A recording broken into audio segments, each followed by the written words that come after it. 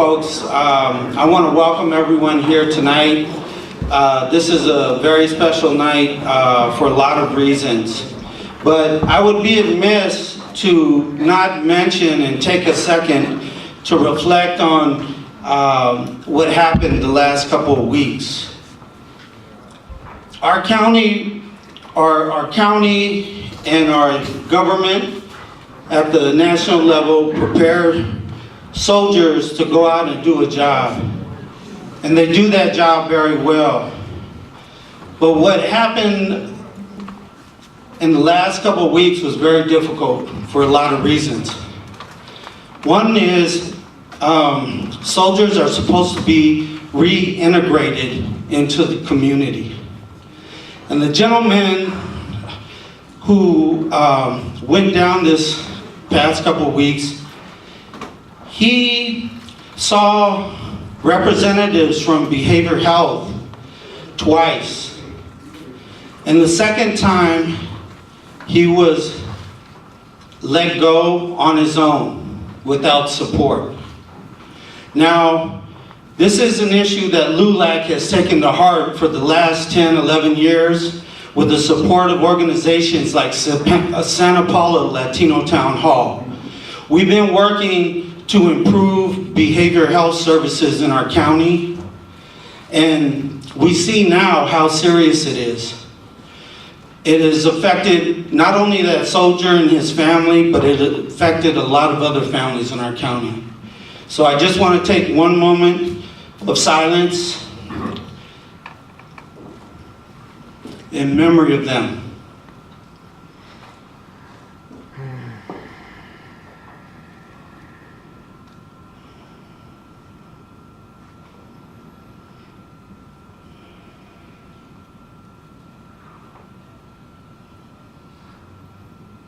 Thank you. Tonight we have a wonderful program for you, and we're going to recognize someone who was not only a warrior in battle, but someone who's come back here and been a role model for people like me. The first time I heard of him, I was going through Future Leaders of America, and he supported this organization, an organization that helped me get to college and helped me become a productive citizen in this community. So I'm really excited tonight. We're also going to get to see some of the work that our Vietnam vets of Ventura County have been doing, and we're also going to get to hear about some of the experiences folks are going through who are being deported, soldiers that are being deported. So with that, I want to welcome you. Thank you for being here. And I'm going to hand the mic over on to my good friend, Mr. Jim Hensley. Thank you so much for being here. That's a touching thing that it kind of pulls at us when we see that things could have been better, perhaps. Commencing right on, we're going to have the invocation by Dave Wilson. He's the president of the Vietnam Veterans Association. Will step up, please, sir. 3 times served paratrooper in Vietnam, and he's a good singer too.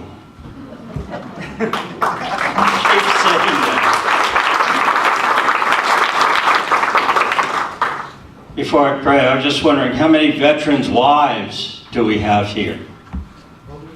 Yeah, I ran across this the other day. It says, the veteran's wife. I wear no uniforms, no blues or greens, but I'm in the ranks, rarely seen. I have no ranks upon my shoulders, salutes I do not give, but my military world is the place where I live. I am not in the chain of command, orders I do not get, but my husband is, the one who does. This I cannot forget. I am not the one who fires the weapon, who puts my life on the line, but my job is just as tough.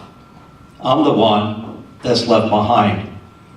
My husband is the patriot, a brave and prideful man, and the call to serve his country, not all can understand. Behind the lines, I see the things needed to keep the country free. My husband makes the sacrifices, but so do our kids and me. I love the man I married, soldiering is his life, but I stand among the ranks, known as the veteran's wife. So I want to thank all the wives.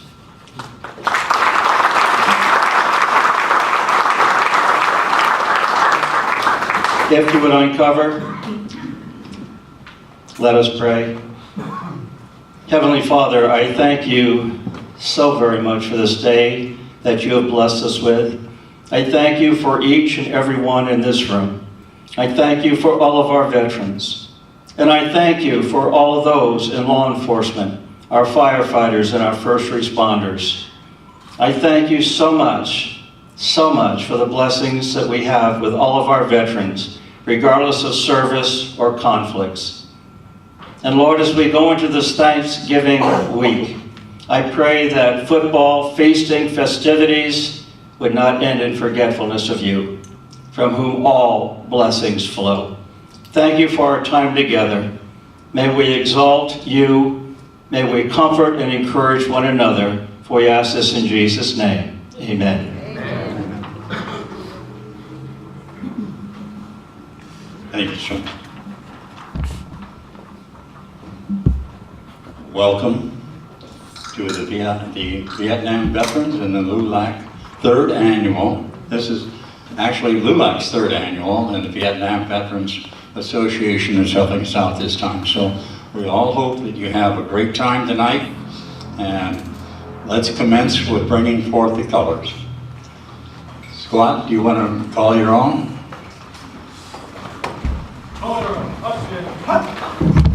Right. Carry. Now, when the flags come present, civilians, put your hand over your heart. For veterans, the 2009-2010 National Defense Act says veterans are encouraged to salute.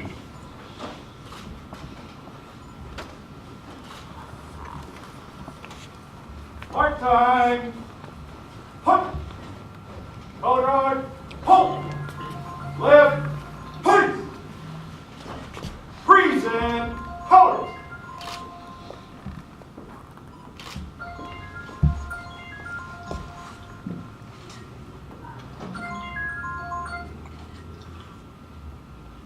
Let's begin with a Pledge of Allegiance. Follow me. I pledge allegiance to the flag of the United States of America and to the republic for which it stands, one nation, under God, indivisible, with liberty and justice for all. Someday. Now, we can bring Lorraine McDonald up. We continue our salute to the national anthem. This is Lorraine McDonald, an accomplished vocalist, actress, and married to Councilman Brian McDonald over here. Lorraine?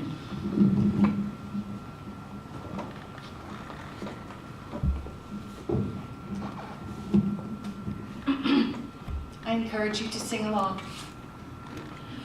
Oh, say, can you see by the dawn's early light what so proudly we hailed at the twilight's last gleaming, whose broad stripes and bright stars through the perilous fight o'er the ramparts we watched were so gallantly streaming, and the rockets red glare, the bombs bursting in air, gave proof through the night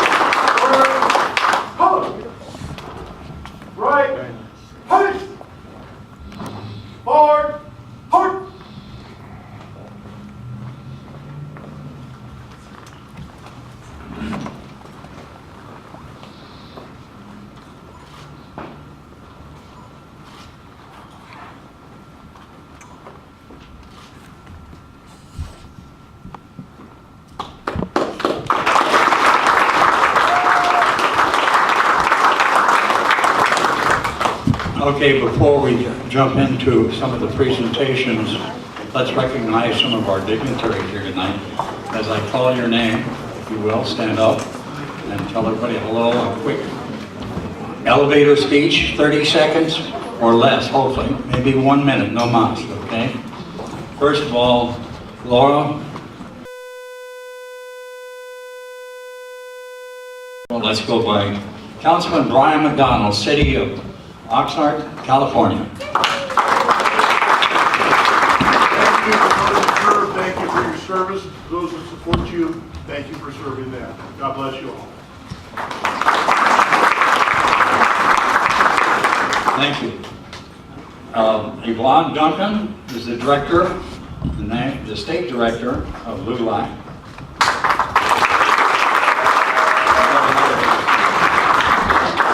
Thank you very much for all of the veterans, and we really appreciate all of your service and what you've done. Thank you.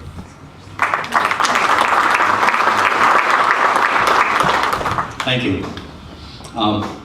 Peggy Kelly, newspaper reporter, publisher. Is Peggy here? Elevator speech.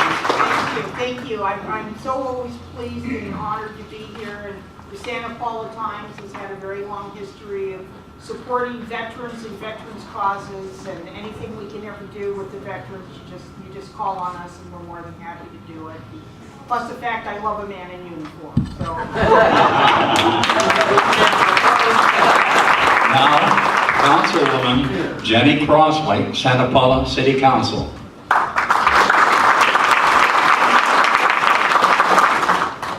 On behalf of the City of Santa Paula, I just want to say that it is an honor that our city gets to host this event, and I want to thank all of you veterans for your service. Daniel Sandoval, Blanchard Library Commissioner. I will second what my lovely wife said. Now that I'm in public office for a full less than a week, I have a little bit to get used to on these things. So, but thank you for all for coming, and thank you for supporting LULAC and the veterans. Thank you, Lorenzo Moraza, President of the Santa Paula Latino Town Hall. I just want to thank LULAC for continuing to do the work, not only state level, but here in our area. There's a lot of work that we have been able to collaborate as president of Santa Paula Town Hall. We want to thank veterans, and I want to thank the organizing committee for putting together this event. Thank you. Fillmore Mayor Manuel Mijares.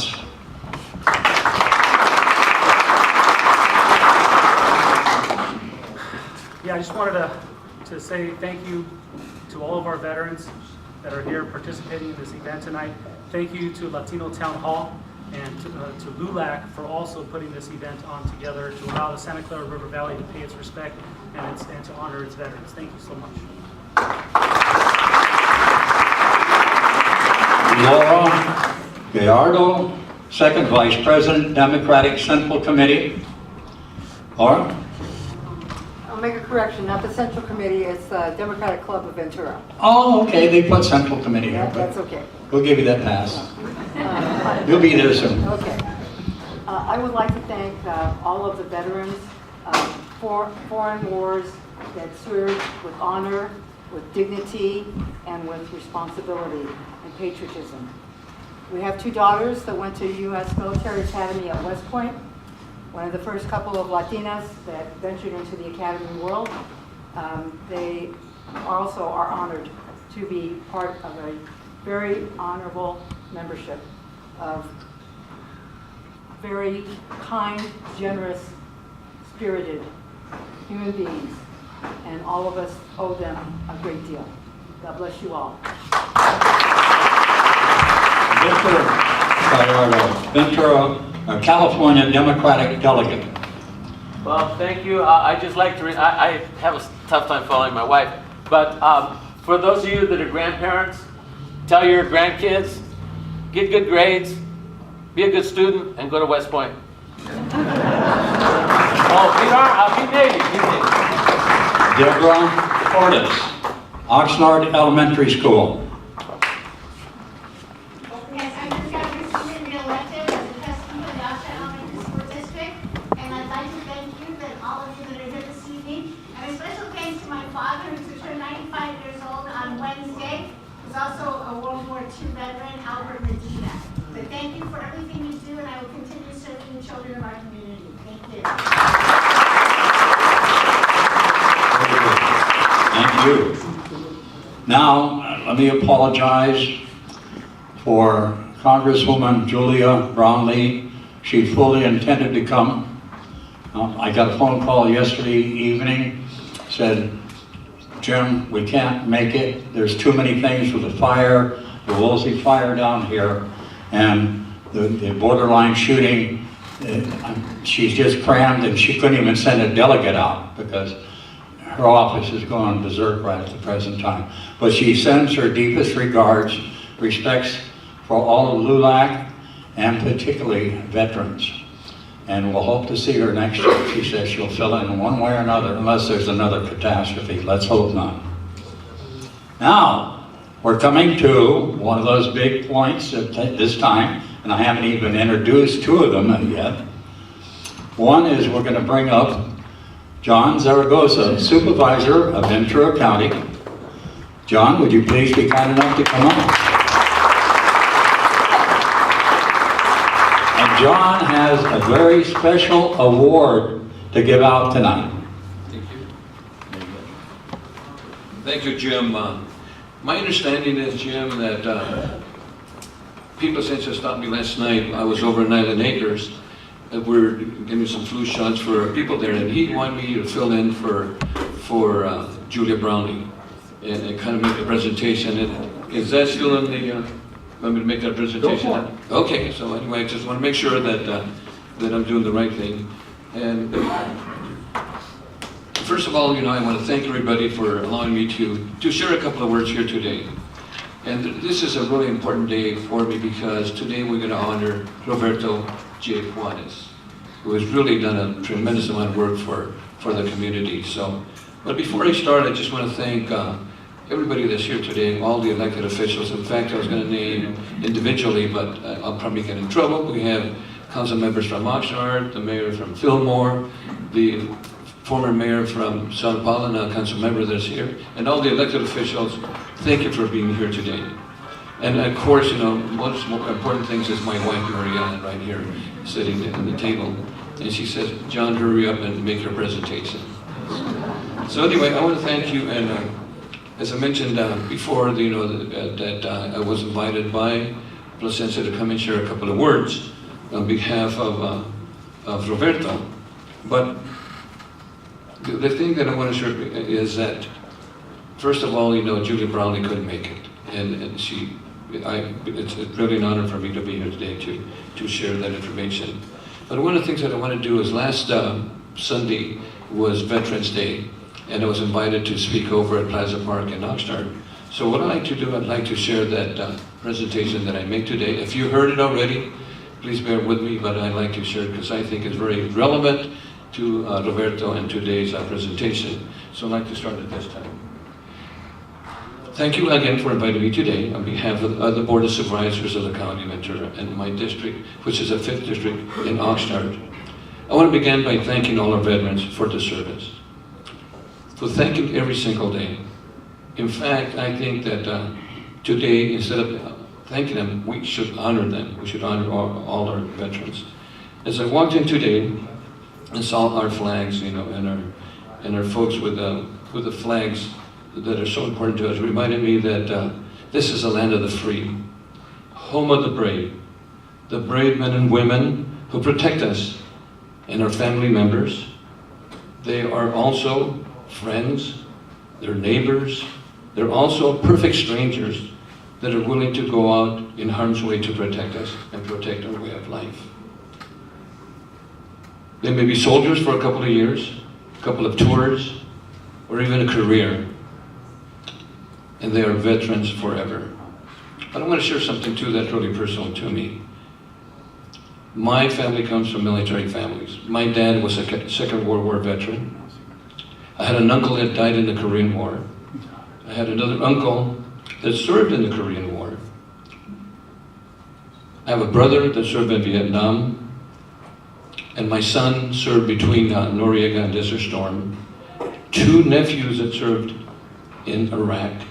And my grandson that recently got released from the Navy. So they served diligently for our family. And I really understand and appreciate what it means to serve in the family, in the military. And I understand the sacrifices that they made for us.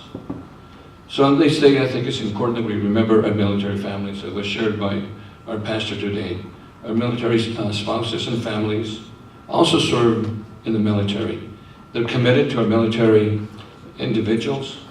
And also without them, it would be very difficult for our veterans to serve abroad and domestically. But ladies and gentlemen, I'd like to share something else too that I think is really important. And today, I'd like to make that presentation today for our veterans who have not been thanked enough, and those Vietnam veterans. And I know we have a lot of Vietnam veterans here today. They served in an unpopular war and returned to an ungrateful nation. We should be ashamed of how they were treated. They sacrificed every bit as anybody else in any other war. They're brave men, and the conditions that they served were every bit as grim as any other war.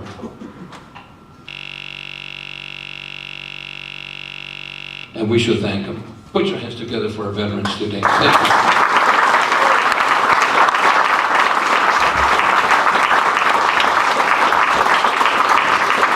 Our military is made up of men and women who volunteer. We don't draft men and women anymore. So we want to thank them for that. They volunteer to serve us and to help us, and they're deployed away into different conflicts, and they leave their families behind. When they return and uproot their families every couple of years and move wherever they're needed. This is a public service that is the highest form of patriotism in its purest. As I've seen in my own family, each generation of veterans had heroes, and we have our heroes today. Whether they're served in land, air, or sea, whether they're regular or reserves, they protect us. So today, thank you to all the military, retired veterans, veterans that help us day in and day out to serve this country. Thank you so much. We're grateful, our community is grateful, our nation is grateful, and thank you for your service, and God bless you. So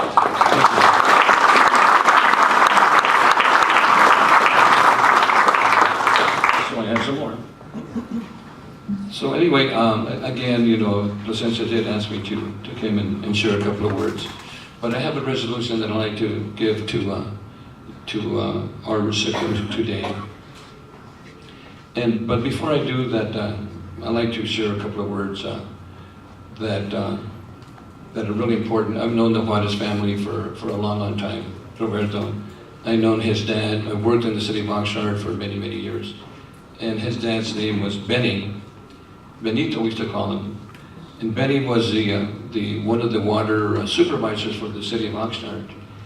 And Benito, he knew every water line in the city of Oxnard. He started many, many years ago. And if we wanted to find out where a water line was, we called Benito. In fact, I would just ask Roberto what his radio number was if we had a public works name or number, and I think it was 214. So anytime the public works called 214, we knew there was a problem in the water lines of the city of Oxnard. Very diligent worker, very important worker to the city of Oxnard, and I believe that Roberto Juarez has taken that responsibility. He's an image of his dad, taking the responsibility and making sure where things are, and making sure that we support our families and also our veterans. So I have a resolution. Yes, sir. That I'd like to share. Can we bring him up? Coming up. Roberto, as you come up.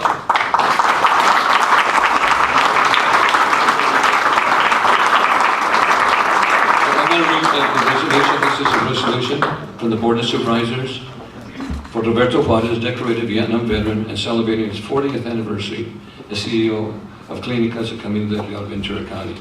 Whereas Roberto Juarez was born in 1948 in El Paso, Texas, to humble migrant parents, he became a symbol of excellence in the county of Ventura for his tenacious contributions to the development of Clínicas de Comunidad Real, and whose value work ethics has gained him respect and admiration. Roberto is a reflection that exemplifies a manifestation of political wisdom, insight, and social civic law, a sharp-witted man in quest for unselfish gains for the betterment of the people whose life he learned to value as a result of the tour in the War of Vietnam. Whereas Roberto experienced the social, economic, and political struggles of a poor Chicano, though he enjoyed the stimulus of learning, he had overcome obstacles of labels, physical abuse from his teachers, opposition to an educational system with institutional discrimination. But yet, his heart knew the value of love for his country. Whereas he served 4 years in the military, he served in combat, committed to lives of his brothers he served with. He gave some while others gave all. He suffered and lived another day of discrimination as a Vietnam veteran upon coming home to the United States of America.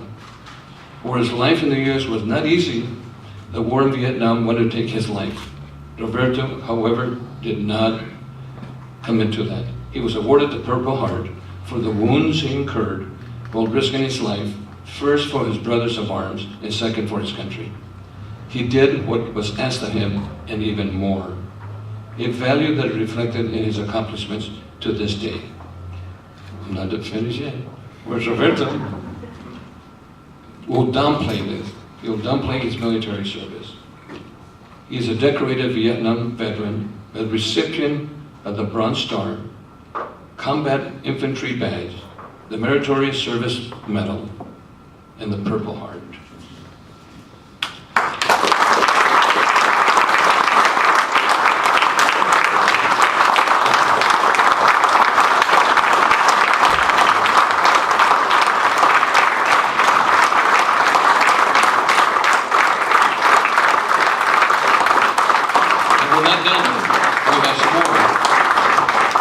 Roberto was selected and honored by Assemblymember Jackie Irwin as the 2017 Veteran of the Year and presented him with a commemorative plaque in Sacramento, California. Whereas Roberto has been the Chief Executive Officer of Clínicas Comunidad Real since 1978 and has dedicated 40 years of his life to a dream of creating a health system of serving low-income communities and farm worker families. Now therefore let it be resolved, the County of Ventura Board of Supervisors hereby honors Roberto S. Juarez for his achievement and the founder and developer of Clínicas de Comunidad Real. This is presented to you. On behalf of all the supervisors, they all signed it, and this is on behalf of 840,000 people across Ventura County. Congratulations.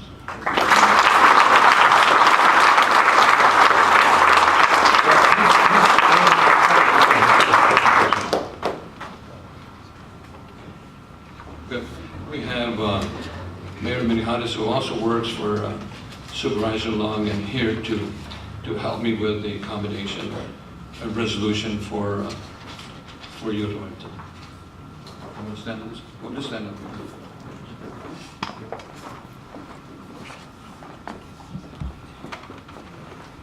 So this is the resolution of the Board of Supervisors of Ventura County.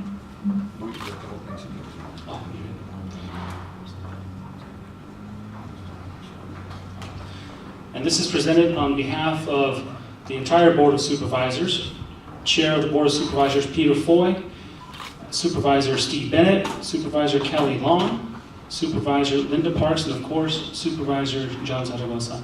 Thank you so much for everything you've done for this country. Thank you.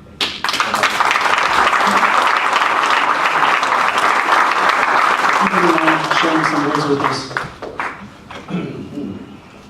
It is I got very emotional. I don't do veterans things.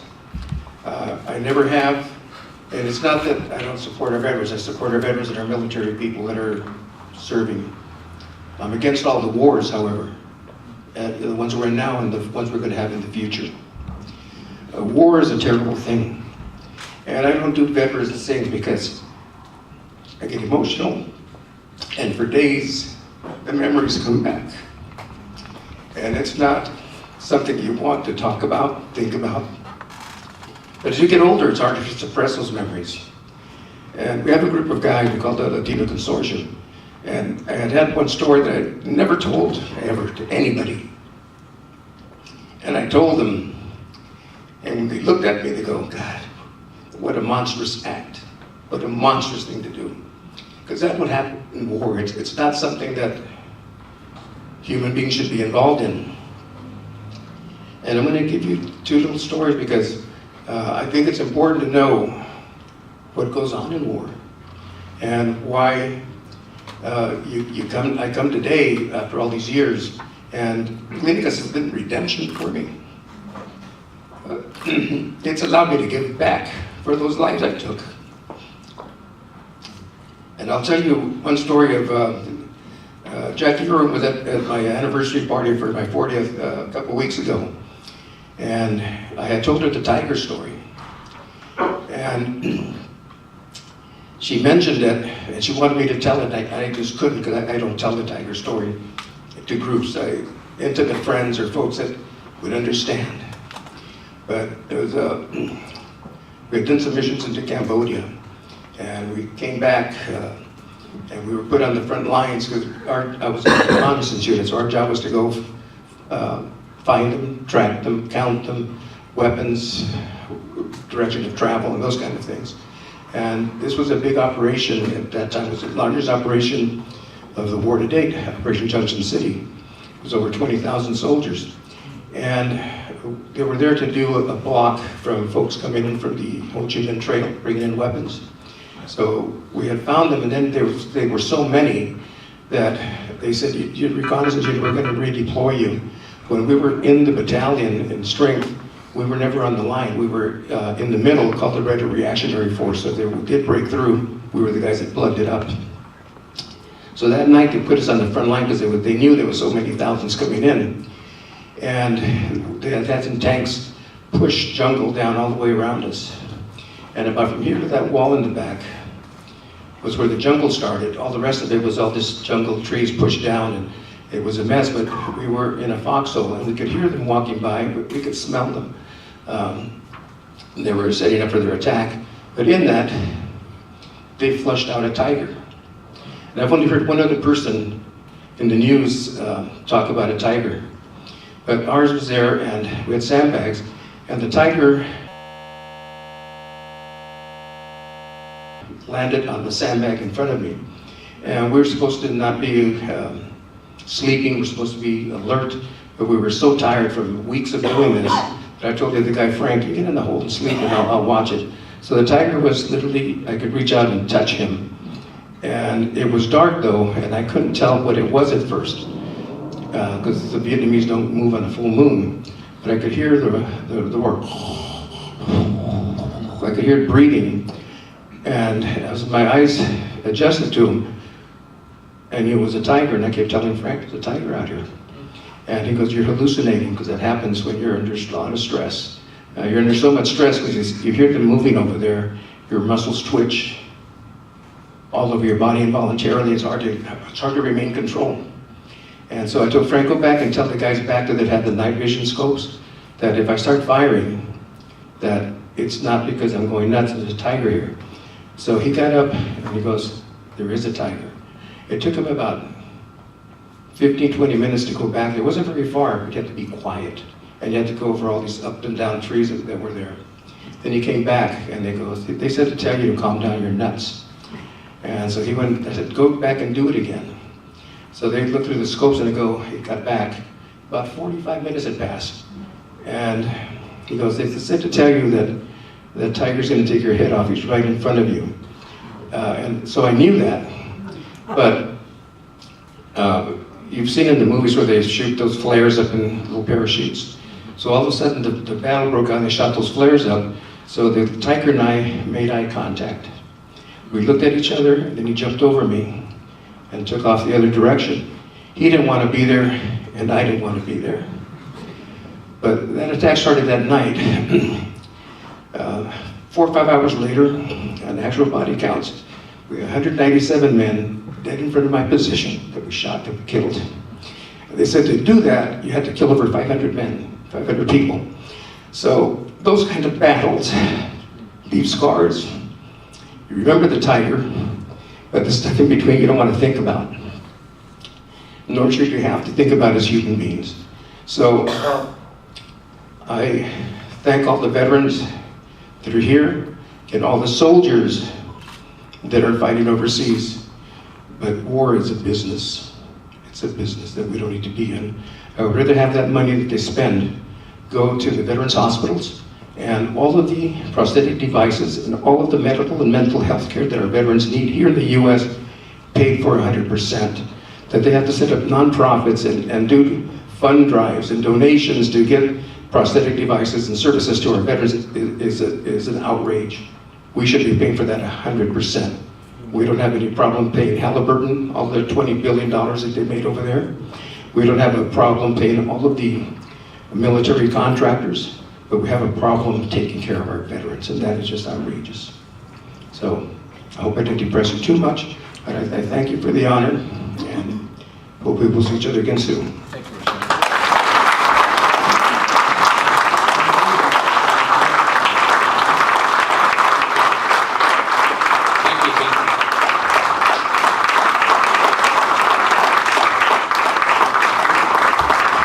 I'm going to sit down, but I just want to say one more thing too. I'm honored to be here with you today. It's really an honor. Thank you so much for the service that you did. And I also want to thank Pete Placencia and also Frank Cortinas.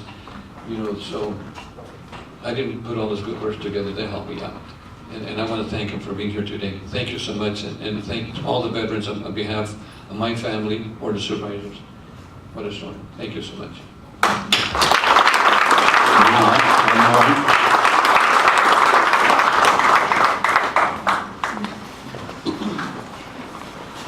Hello, Roberto.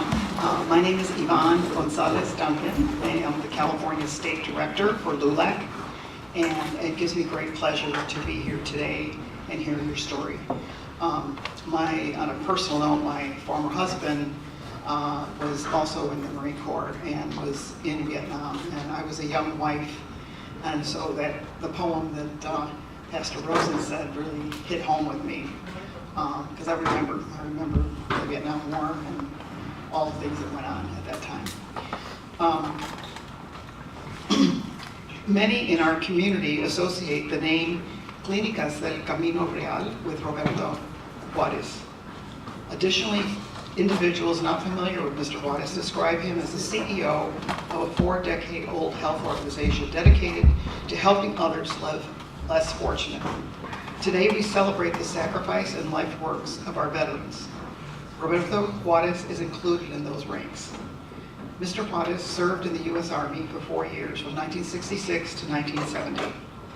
He was trained in infantry and armored tactics, as well as intelligence on the Patriot missile system. For his service, Roberto was awarded the Bronze Star, the Purple Heart, the Vietnam Campaign Ribbon, European Campaign Ribbon, and the Combat Infantry Badge. He fought in the Vietnam War and was stationed in Germany, Texas, and Kentucky. The military developed a strong sense of determination that, when coupled with his strong work ethic, is responsible for the equitable provision of services to all and social equity. This remarkable man may be described as a hero to his brothers in combat, and over the last 40 years as a community hero for the residents of the county of Ventura. Nearly every cultural, charitable, political, civic, and policy engagement initiative throughout Ventura County has the touch of Roberto S. Juarez in some manner. No doubt the crowning jewel is his professional career has been Clínicas del Camino Real. LULAC District 17 is especially grateful to Roberto Juarez for his generosity for sponsorship of our many youth initiatives, such as education trips to Washington, D.C., our annual leadership brunch, student trips to LULAC conventions that offer educational experiences where young people can interact with legislators, attend seminars about leading state and national issues, and visit college campuses. Last month, LULAC District 17 co-hosted voter education forums in Oxnard and Santa Paula, another example of Roberto's vision in the Latino community. We are very proud to present this plaque to Roberto.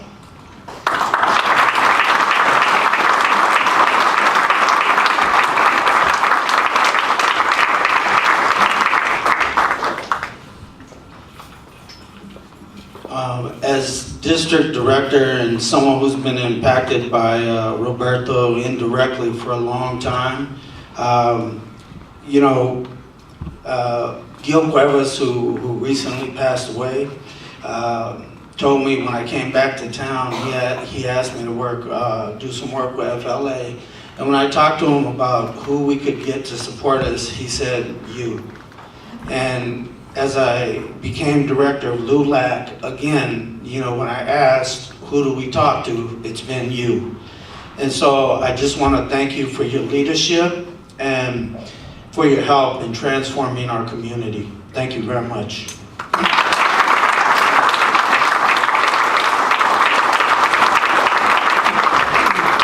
I've been blessed in what I do for a living, what I work at. It's been a blessing. Very few people get to do what they do for their people in their own hometown.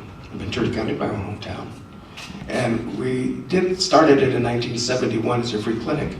And it's grown tremendously since then.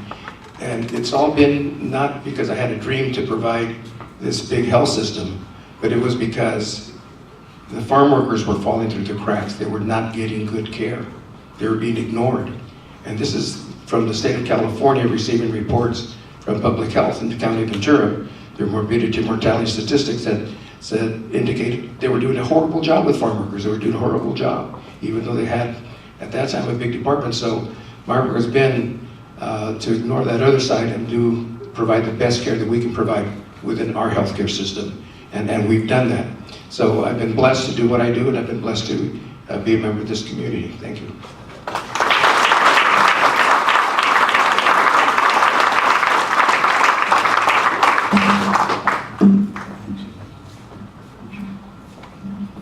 And for those sitting next to me over there, maybe I'll tell you a couple of other stories. I do have the cobra on the lake, getting bitten by a cobra, coming for mission. So there's a few other ones. That one's not too bad. Give him another hand, please. Wonderful man. Wonderful. He's been a very strong supporter of LULAC for a long time. Now, if we could call up the missing man table squad. Ron Fitzgerald is the leader of this part. Ron, you ready? We're going to have a slight pause here. Here we come. Now, I don't know how many people have witnessed this missing man's table before, but Ron has an ability to deliver it in such a style, you have to be careful because you might start weeping.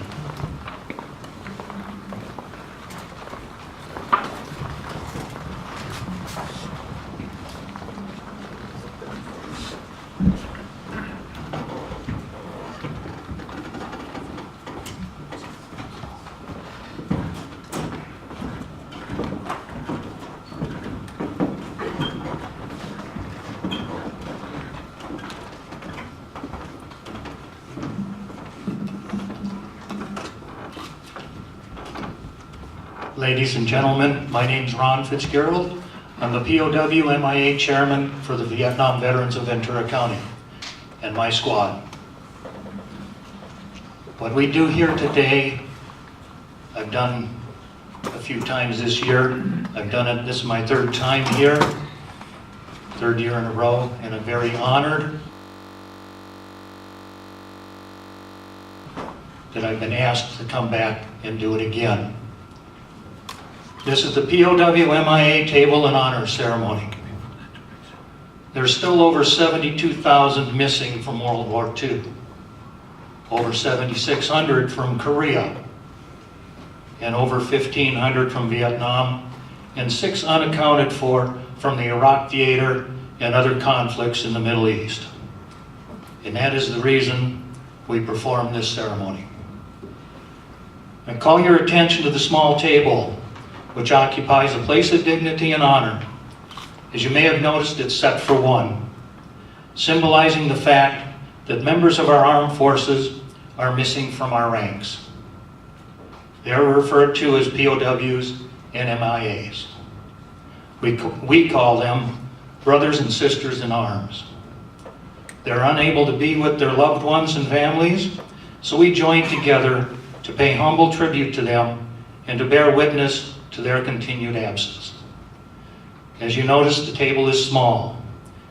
That symbolizes the frailty of one prisoner alone against his or her suppressors. The table is round to show our everlasting concern. The tablecloth is white, symbolic of the purity of their intentions to respond to their country's call to arms. The single rose in the vase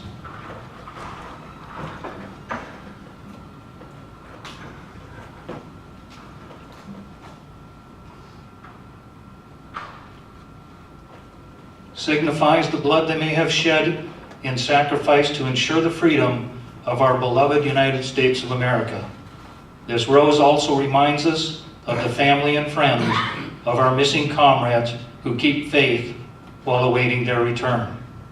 And the yellow ribbon on the vase represents an unyielding determination for a proper accounting of our comrades who are not among us.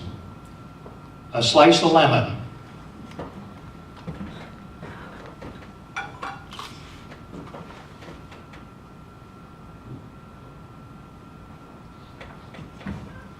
reminds us of their bitter fate.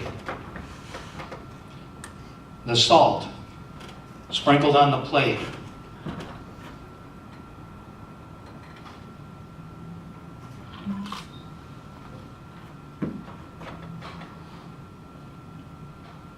is to remind us of the countless fallen tears of the families as they wait. The glass is inverted.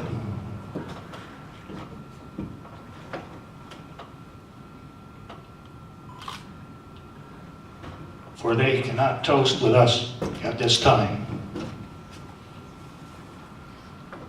The lighted candle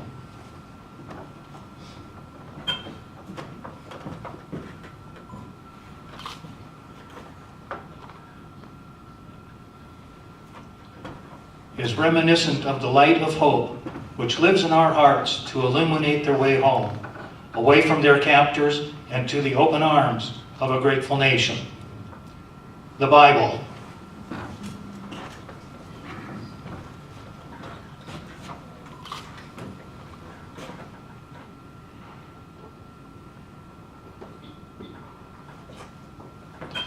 Represents the strength gained through faith to sustain us and those lost from our country, founded as one nation under God. The chair, for it is empty and will remain empty until their return. Let us remember and never forget their sacrifice.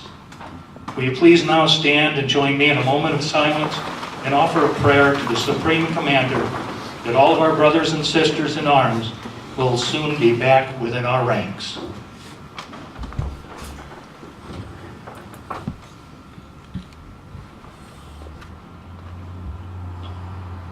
May God forever watch over them and protect them and their families. Amen. Amen. And salute.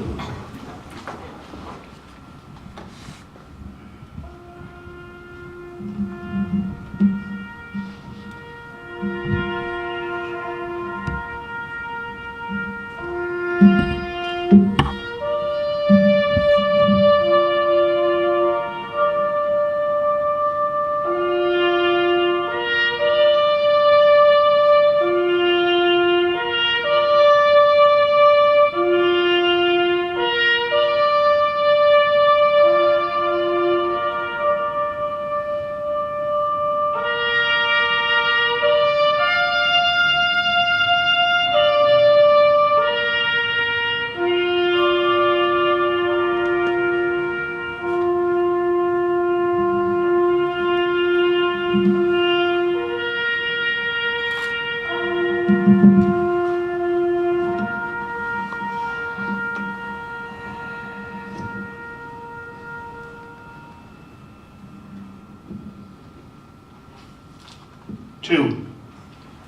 this concludes our ceremony, and the VVBC thanks you for letting us share this moment with you. Thank you.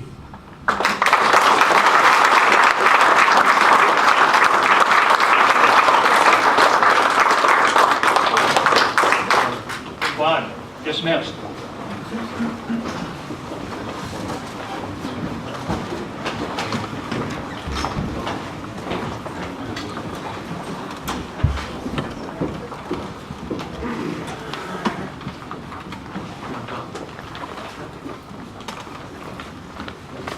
What? Phone?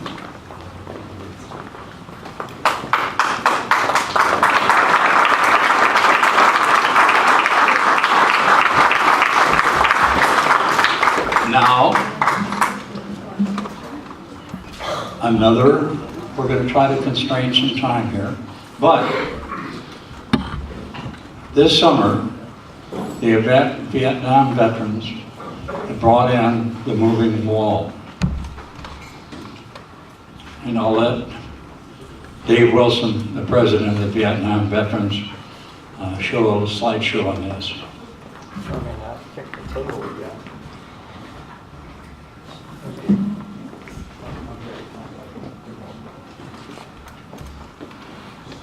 Thank you for allowing us to be part of your celebration and your memorial. You know, since and including the American Revolution, the United States military has been involved in over 78 wars and conflicts. These produced over 57 million veterans and over 2,852,900 casualties, with over 40,917 missing. In total, that's less than 10% of our nation's total population that served in the military, and currently only 1.4 million are serving in the active military and 1.4 million are in the reserves. That is about 0.4% of our current population. I believe the greatest injury that can be suffered by any veteran is to be forgotten. The same can be said for the families of our fallen heroes. This past Veterans Day, we must resolve to remember all who served our nation honorably, all the veterans who have sacrificed a part of themselves for the better of all. In June of 2018, the Vietnam veterans of Ventura County were honored to be able to bring the moving wall, a replica of the Vietnam Veterans War Memorial in Washington, D.C. As I said, it's a half-scale replica to the Government Center. And many times I've thanked the Government Center, the Board of Supervisors, and everyone so generously letting us put it on their front yard. Matter of fact, they even put off putting in trees and turned their sprinklers off. So I really appreciate all that they did. There's actually altogether over 150 photographs, but don't worry, I've cut it down to 53 for tonight. First of all, we had to assemble the wall. The wooden frame that you see in the picture was put there by the Seabees. And we appreciate the Seabees for their help, not only in doing this, but as you'll see later on, we had a number of Seabees that stayed with us and act as docents and also hosts at the wall. All the panels had to be put up into place in order. And it was quite a job to do that, to mount that on that wooden frame. They also had to be secured from behind for the winds that might come up, and also people coming up doing rubbing so that the panels would not shake loose or fall down. A number of veterans and others helped us to take these panels out of the truck where they were stored and to put them up in order. They were all numbered.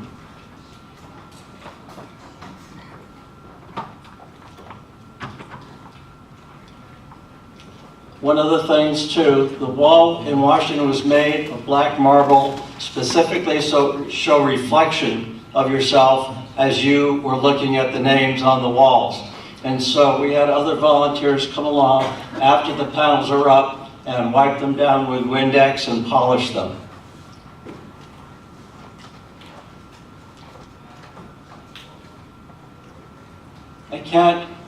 It doesn't really show in the pictures, but the total care and respect that was shown for every panel that was put up.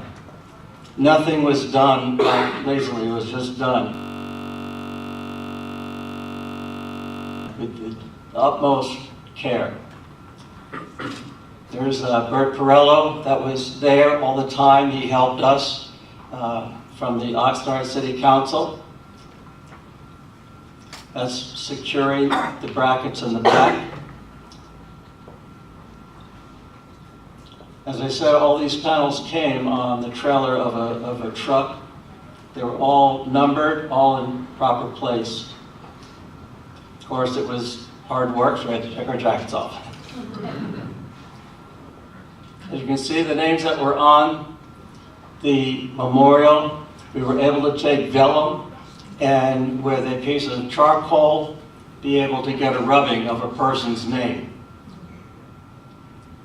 On Saturday of our event, we had an honor ceremony, and we had the members of the 82nd Airborne come and be our honor guard. The reason we had them be the honor guard, we were all busy. The Vietnam veterans doing a lot of other things.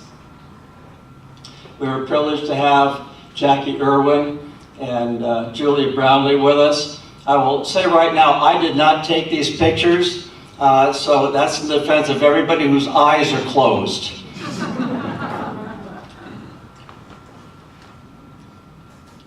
Again, there's Bert with his eyes closed. Got to be the master of ceremonies for the event.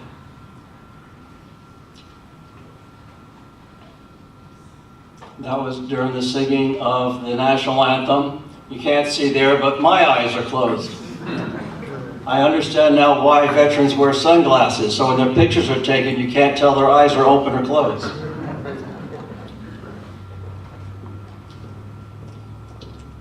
The chaplain from West LA came up and honored us by doing the invocation.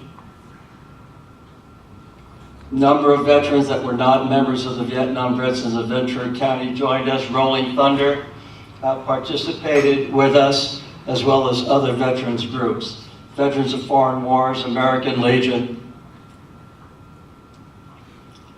And I don't know who that guy is in the middle, but I believe that's Kelly Long next to him.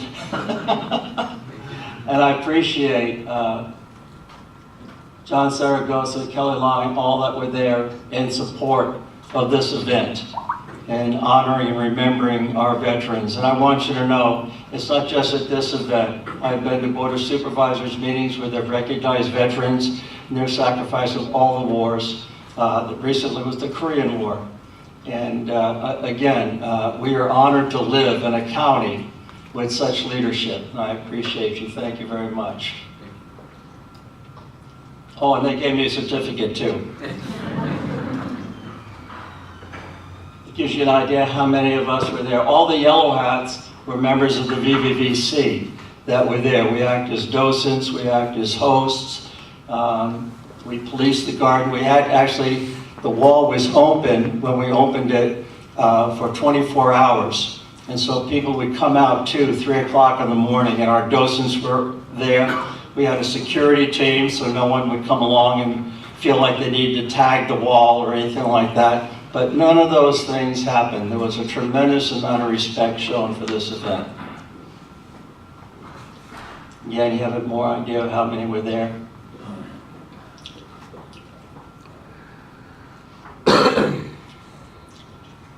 The Veterans of Foreign Wars also supplied a rifle squad for our salute. And that's Jennifer Vasquez, you'll see in a moment, she played taps for us. And even while the event was going on, there were still others at the wall. We did the missing man table. And so these slides are reminiscent of the ceremony you just saw.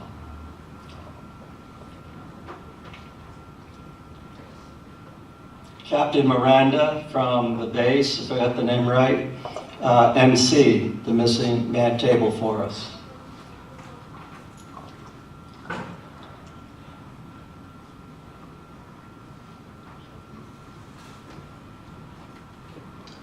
And that's Ed Evans. He just had knee surgery, so he can't be with us tonight.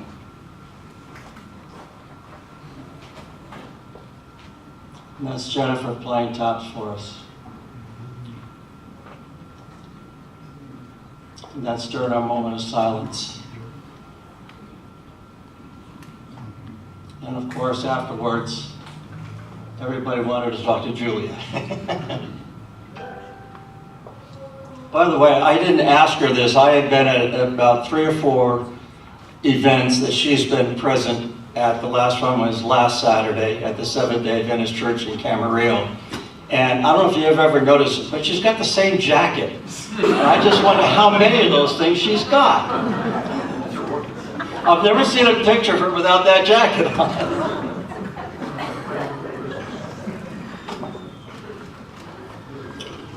City Court in Oxnard was so fantastic. They set up all the chairs for that event. And then they broke them down and reloaded them and took them off. And they also policed up the area. I can say after we left, took the wall down, and when we left, you couldn't even tell we had been there, except for in the grass, there was just a little mark, a V, where the wooden frame was. So hopefully the government center will invite us back next time. Yeah, people at the wall after the event.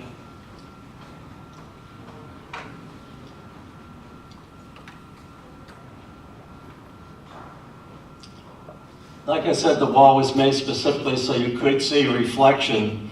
The wall in Washington is more smooth than this wall was, and so the reflection in Washington would be more defined. We also have part of the missing man, the rifle, helmet, boots, and the flags. We used the sandbags, Mr. Saragossa, so we wouldn't put another hole in the ground. That's okay. Also, we dedicated the wall to the veterans from Ventura County and all those whose names are on the wall. So on this plaque that you see down here is the name, and it's in front of the very panel that they're listed on. And so it tells you who they are and where they can be found on the panel. And we did that all across the thing so people can recognize those who were from Ventura County whose names were on the wall. As I said, the CBs were just fantastic in helping us. This is one of the CBs. This young lady was there when they framed it. She was there every day. The wall was up, and she worked with the people coming in as a host to help them find the names. And it was just, I'm really thankful. She actually had a friend that was with her that helped out. They were there for the whole event, even taking it down. I even lent her one of my hammers. As I said, it was an emotional time for many. I appreciate David Ha, who's in that picture. Back in 2010, the Vietnam Veterans of Ventura County brought the wall to Ivy Lawn. I got out of the service in April 1969. I was in Vietnam from December 1967 to April of 69 with the 101st Airborne Division. And when I came home, I didn't handle it too well. Because of the protests, I came here in California. I totally denied my military experience, much less mentioned I was in Vietnam. And I didn't deal with it. I didn't deal with my nightmares. I didn't deal with my health issues. I just thought I was a lousy person. But when I went to the wall in 2010, this same man, David Ha, came up to me. And he said, "You need some help." I didn't want it. I didn't want to talk about it, as many veterans don't. and yet they encouraged me to get hold of the Veterans Service Office. I did. That was in July of 2010 when I applied. I will tell you, the process is not a good one. It's not an easy one, it's a difficult one. Matter of fact, one of the things we used to say amongst ourselves, the VA will just wait till you're dead till they give you any recognition. And they're just waiting you out. And that was the feeling that we had at that time. The VA, it's almost like they were hostile towards the veterans, the very people they were supposed to help. And it was difficult, but I am grateful for the Vietnam Vets of Ventura County because literally they held my hand physically and emotionally to walk me through the process. Because it was 2 years, it wasn't until October 2012 that I got my rating and started to get my benefits. As it is, I've been exposed to Agent Orange. I've got heart disease, I've got diabetes and hypertension as a result of my exposure to Agent Orange. And some of my emotional things are from my PTSD. I'm getting meds for all that. I am presently rated 100% disabled because of these things. I've got good days and I've got bad days, but I have the VVVC. And it's a great organization. I just want to say, even though we're the Vietnam Vets of Ventura County, we're here for all veterans of all wars. And we have a number of veterans coming back from what I call the desert wars, Kuwait, Iraq, Afghanistan, joining our ranks as well. And there's even talk maybe in the future we may have to rename ourselves, just so everybody knows that we are not an exclusive club, we are an inclusive club, an organization for all veterans.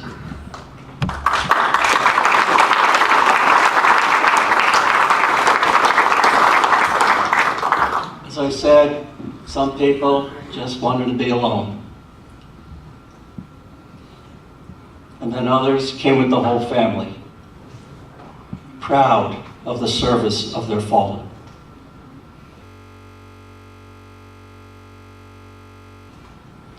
George Sandoval, which did a project about Vietnam veterans from Ventura County, put together a video years back, and he also had a number of photographs, and you might have seen it at the Ventura County Museum. He did it again in Oxnard, next to the Plaza Park, was put up. All these pictures are from his display that he brought, because all those names were marked out on the wall where you could find them. And this actually put a face to the name. And so that's one side, two sides, three sides, and four sides. There's a beautiful display right there off the side of our wall. And people, like I said, could come up and not only see a name on the wall, but they could come up and put a face to the name. And I want to thank you very much.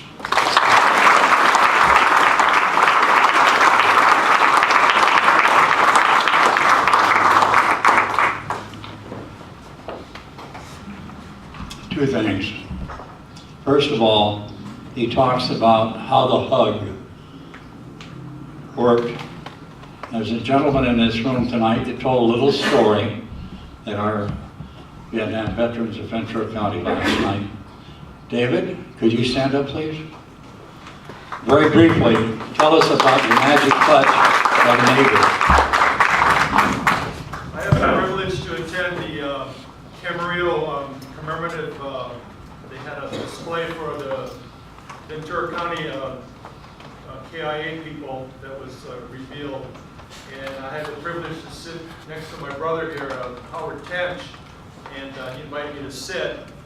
And he had told me about a neighbor that he was trying to reach for, I guess, for a while that was kind of standoffish. So I know it's God's timing in all things, and I'm the chaplain also, but his neighbor came by and was sitting in the next row over, so Howard turned around and he goes, "Hey, that's so-and-so, my neighbor." So I sat next to him and he goes, "Hey, I want you to meet David," So, I'm from Hawaii and we usually hug people. Before we even talk, we hug. So I hugged his brother, and it was the first time he started talking about his Vietnam experience. I have 3 older brothers that are all Vietnam veterans, so I know they're a little standoffish and things like that, but I just hugged the brother, and and he started opening up about his experience. And I know for veterans, it's not good for them to be alone, but to share their experiences with other veterans. So I know in God's timing that healing can begin. So I thank Howard for his friendship. I thank all of you for your service, and that's kind of like my ministry. I just kind of hug the guys, and I'm kind of big, so they don't get away real quick. So, so anyway, that's what I just wanted to share. Before the speech begins, I was reminded of the situation Dave Wilson mentioned about guard duty. I was stationed in Fort Gordon, Georgia many, many years ago. And for most of you who served in the military, you learned from the very beginning how to perform guard duty. And it was like 4 hours on, 4 hours off. You were taken out of your own billets, put over to the side, so you were in a separate area, and you had to walk those posts all the time. Now down at Fort Gordon, this one little private was put on guard duty, and it was raining, and it was cold. And he's walking his post, and a staff car pulls up with a general's placard on it, and a driver, and he looks in the back, and he sees a gentleman sitting there with a general's uniform on. Now he had instructions, and you don't quite fail those instructions. It says, let nobody through those gates, your charge, unless they know the password. The staff car pulls up, the driver rolls down the window, and he looks over and he says, we're here to go on base. And the guard says, I'm sorry, what's the password before I can let you on? Well, I didn't get word of the password. So we're going to go on anyway. No, General, I have orders not to let anyone in. So you can't go in. And the general says, well, we're going in anyway. He said, pardon me, General, one last question. I don't mean to usurp your authority, but who do I shoot first, the driver or you? Now we have Bill Wooten coming up, and let the feast begin. We still have some more stuff coming along later. Bill? He gets to eat later. He doesn't eat with the regular. And by the way, I want to ask, while Bill's getting ready to play, I want to ask Bob Allen to come up here again, please. Bob? Bertie, please. This is a gentleman that serves this county through and through. And he's here with KADY, and I want you to tell people, Bob, how to get a hold of your program. It's really not a program. It's over the last 10 years. For many of you, if you come from Ventura County, you remember Channel 63 used to be KADY television. I was a visionary, and basically in 1998, a good friend of mine, his name was mentioned a lot tonight, Pablo Ortiz. Basically, he became general sales manager at KADY Television, and I was the visionary that I looked up KADYTV.com one night, and it was available for $10. So I bought it. Caution to the younger people, watch out what you wish for sometimes. But what we're doing is working with the Career Education Center in Camarillo and all of the high schools in Ventura County to generate a sports, broadcasting, and journalism path through, hopefully from middle school to high school into the colleges. So we've been here. We brought up that thing about 2010 with the Vietnam War. The beauty of what video is that anybody who wants to see that presentation when the war was at Ivy Lawn, it's available in our archives. In fact, the thing I remember about it most was we had somebody who was going to be one of our congressmen, our assemblymen, and he was called to active duty. And it was his wife, Jeff Carell's wife, who was there presenting that. So whatever we can do, this is for the good of the kids, and basically so that maybe 50 years from now, people could watch what went on tonight. If you have a pen, or you have a good memory, write down www.kadYTV.com, and you can go on site and watch all kinds of programs, including tonight's festival. It'll be on tomorrow morning. It'll be on tomorrow morning.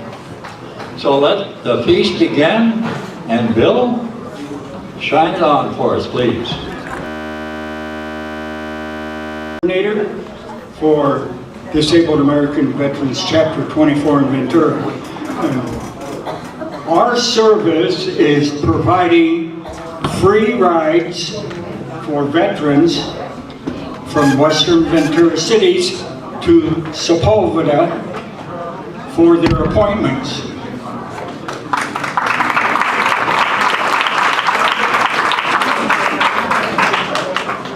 We've been doing this for a long time.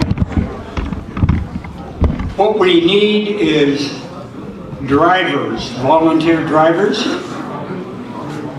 No experience required except a driver's license.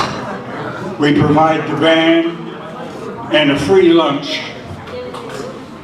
And I also want to mention that we haven't emphasized that this service is also available for residents of Santa Paula and Fillmore by coordinating with the public transportation service. We leave Ventura at 7 in the morning to arrive in Sepulveda by 9 o'clock, and with the bus schedules now, it's possible from Piru, Fillmore, and Santa Paula to take a bus to the Ventura Transportation Center where we pick up. I have with me, thank you, some flyers that I'll be happy to pass out to anybody interested, detailing our service and how you can contact us either for a ride or to volunteer as the driver. And thanks, Jim, for the opportunity. I always enjoy being with my younger brothers from Vietnam.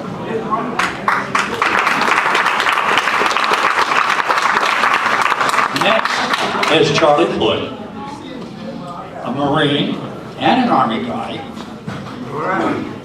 Were you a Marine and then an Army, or Army and then Marine? Army and Marine. The Army was too soft for him, so he joined the Marine Corps afterwards. Okay. He is also the commander of our Disabled American Veterans Chapter 24 here in Ventura County, and he does a heck of a job. He's a veritable fountain of information. If you want to know something about VA and getting help, this is the gentleman. And I'm going to call him up here with a reminder, hopefully, that we can keep him under 2 minutes, because he loves to talk otherwise. Come on up, Charlie. Thank you.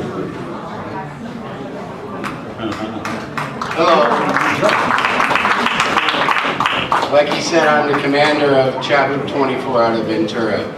And I'm just trying to get all the benefits for all our veterans of the area. That also means their family too. Like he said, like it's all been said, we are a brotherhood. We all work together. Thank you.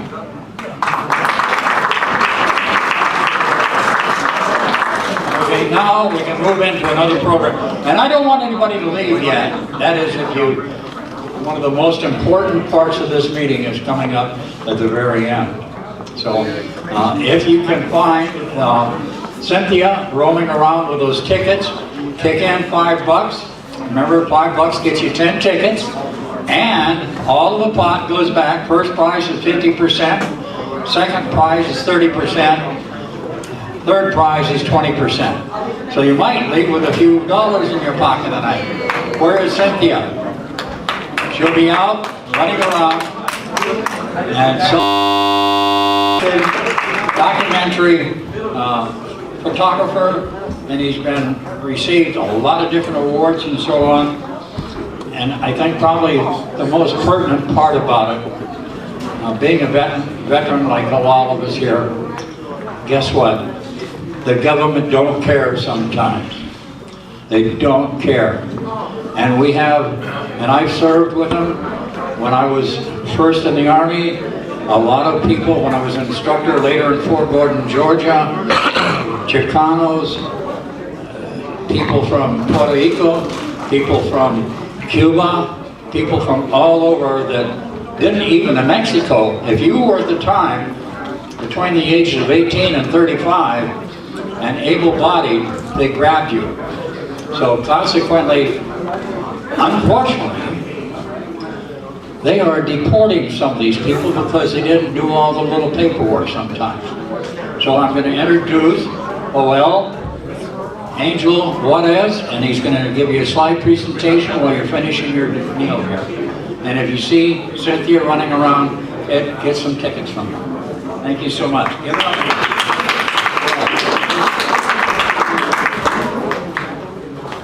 It's really an honor to be here tonight, and I just really want to acknowledge everyone that's here, especially our military veterans, our men and women that have served in the U.S. military. A little louder? Okay. And I can fix the mic a little bit. Sorry, my apologies. I'll start a little. I just want to say thank you for the invitation, for allowing me to be here tonight. And I also want to acknowledge, all our military veterans that are here with us tonight as well. I want to acknowledge that presence and, that act of, commendable, selfless leadership and sacrifice. So thank you for being here tonight. I've been following the story about deported military veterans for about the past year and a half, and I'll be showing some images. So, an estimated 35,000 non-citizens currently serve active duty in the U.S. military, and 8,000 more join every year, according to the Pentagon, with an understanding that they will be naturalized during or following their service. Green card veterans who leave the military early or are convicted of a crime can face deportation. So in 1996, President Bill Clinton enacted the Illegal Immigration Reform and Immigrant Responsibilities Act. So what this had done was it had expanded the types of criminal convictions eligible for deportation. Some misdemeanors were not considered felonies. And so if you have a felony conviction, that cancels out your green card. It revokes it, it makes you deportable.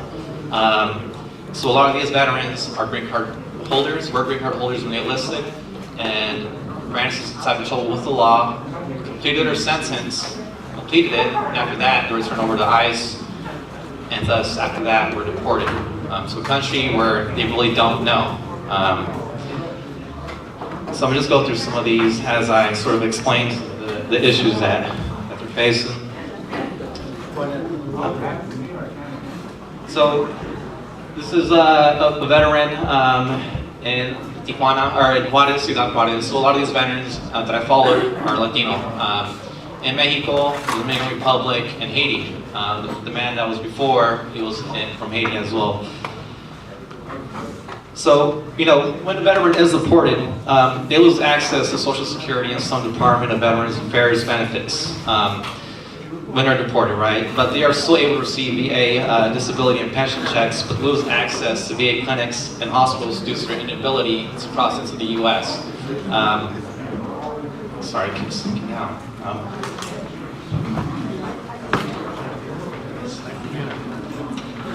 U.S. Army veteran Jose Francisco Lopez Moreno, 73, he's looking over El Paso. This is the U.S. border between El Paso, Texas and Ciudad Juarez. He was drafted to the Vietnam War in 1967 as a green card holder, did not speak English. When he was out in Vietnam, other green card veterans in his unit had to translate everything for him. He came back after his discharge and ran into some trouble with the law, was caught with possession of cocaine in Wichita Falls, Texas. He served his sentence, was sentenced 9 years in prison and served 8 years behind bars with 1 year reduction for good conduct. In 2003, he was deported to Mexico. And a lot of veterans, when they are deported, they face a lot of different stigmas. and being in a country that the, weren't to go through the crucible, for Marine recruits. And he still sort of struggles with insomnia, and he'll tell me he's still on meds and has quit taking his meds, and he's still struggling with those issues. So a lot of the things is, right, he doesn't have those VA benefits. So getting that mental health care, getting that physical care that some might need, right? A lot of these things aren't being addressed for these vets, and that's one of the really big issues that they want. They want those VA benefits that they are entitled to, and aside from being repatriated, that's another goal that they want. This was in Tijuana this past Veterans Day. All these men are reported military veterans. For the exception of the second gentleman on the left, he just got repatriated in April this year. U.S. Army veteran Hector Barajas Varela. He got, after his discharge from the military, he was convicted of discharging a firearm into a vehicle. Although no one was injured, he was convicted of that crime and finished his sentence, right? Finished his sentence, he was deported, he came back again illegally and got caught after a traffic violation. So he was deported 14 years after 2 separate deportations. Last year, so one of the major obstacles being repatriated is receiving a pardon, right, for that felony conviction. Whether it's a state, a state crime or a federal crime, you need it from that governor. If it's federal, you need it from the president. So the big obstacle for repatriation is getting that felony taken out of your criminal record. There's other ways of coming back, but the goal was reducing that felony, right? So getting that felony erased, right? Because that's still a deportable crime. You don't get deported for the crime, you get deported for having a felony. Jose Bustillos, this is Ciudad Juarez, U.S. Army veteran, Vietnam era. He's deported in Mexico, and his children are in Colorado. He grew up there, and I have a quote from him. So Jose Bustillos, apologies.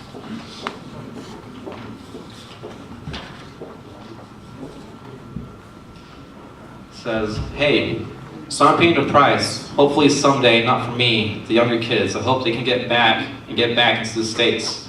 Me, I'm 73. I really don't care that much, but I'd like to go back and visit." His daughter, who was about 6 when he left, is now 26 years old. This is Friendship Park in Tijuana, the closest they can get to the U.S. From the southwest border. The way you shake hands at that border is just on Sundays that they have a mass every Sunday. The way you shake hands is with the pinky. You touch pinkies like that, and it's really sort of heartbreaking sometimes. Families come here, and some families come here and they wait for their family on the other side to come, and some families have been doing that for years and they're still waiting. Hector Lopez is on the bottom left. He's a U.S. Army veteran who was also deported, and him and the other, Hector as well, they both had organized organizations that act as resource centers for deported vets and helping them with their CMP exams, helping them file claims, helping them navigate employment, getting all the resources that they need, right? Because being deported in a country that you don't know, like I said, you're other, they don't feel that connection with that community there, right? They feel that connection here in the States with what they know as home.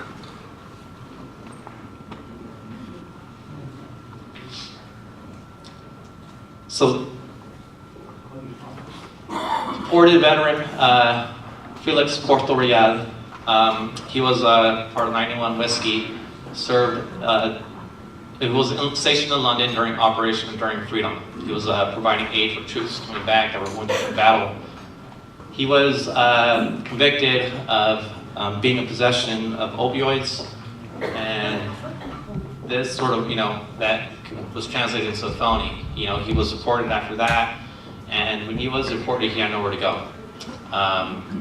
His aunt had a place for him that was available, and knowing that he had that medical background, right, as a combat medic, his uncle, who was with cancer, very severe cancer, he was taking care of him. So that was the deal, right? You take care of him, you can stay here at the same time, help you out. He has 2 kids who are U.S. citizens and who are staying with their mother in Puerto Rico, the island right next door. And he's talking to some relatives at his home.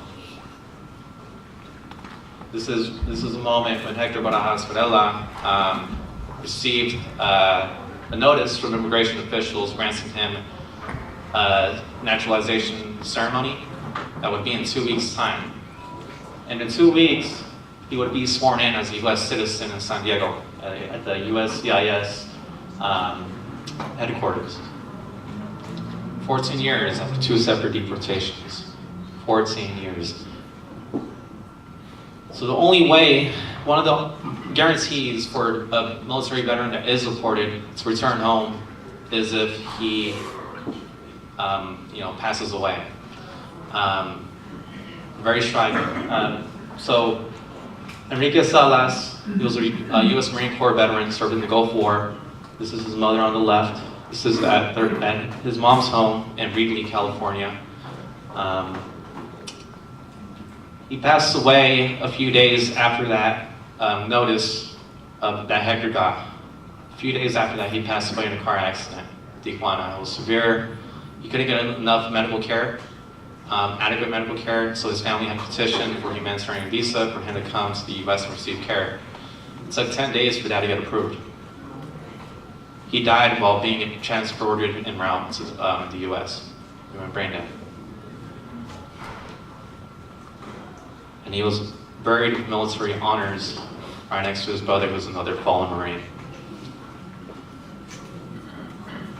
U.S. Marine Corps Manuel Valenzuela and his brother Valente, they're both Vietnam War vets. His brother has a Bronze Star, and in 2009, they both received deportation notices, removal notices from Homeland Security. They've been fighting it ever since. And their mother was born in New Mexico, U.S. citizen, and their father was born in Mexico, but they were born on a border town called Palomas Número 2, Mexico. Because they were born there, and their mother at the time wasn't aware of the citizenship paperwork she had filed for them, they were listed as legal permanent residents. They never got their official citizenship status, so they've been fighting that ever since. So their case has been in limbo. This is in an RV that he's been taking, that he's been driving around, and to raise awareness around the United States about deported vets. So when we talk about stigmas, right? A lot of veterans some veterans do not want to be identified, and this is one of them. I cannot say his name. He was in Iraq. He started in Iraq. He's 33 years old, and his case is really interesting. He had filed for citizenship. Before his deployment to Iraq in the Diyala province, he was getting ready to fill out his paperwork, and this is a constant sort of thing that happens a lot, is deployments, right? You get deployed and you can't fill out your paperwork, you can't submit it. So you got to fill it out in Baghdad, right? When he got there, he didn't have time. He was on missions all the time, and he didn't get to it. He came back to the States, in North Carolina, or the Carolinas, and completed it, sent it out, but this was the time he was getting ready to be discharged, right? And so he told them that, I want you to send the letter to New York, because I'm not going to be in here anymore. And so he gets discharged, and within 3 months, he gets arrested, caught with personal possession of narcotics, but also had a firearm that he felt the need to have all the time for his security. So he was in prison, and when he was locked up is when the citizenship date arrived. he could end the time. He missed it. After he completed his sentence, he was deported.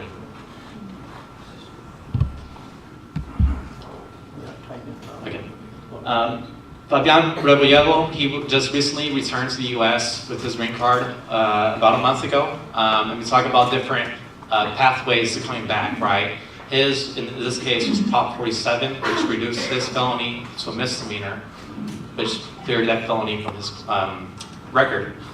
So he was able to come back, right? He served in Kosovo, he was a peacekeeper in Kosovo, and he is still separated from his wife, who is in Mexico, and she cannot cross back over.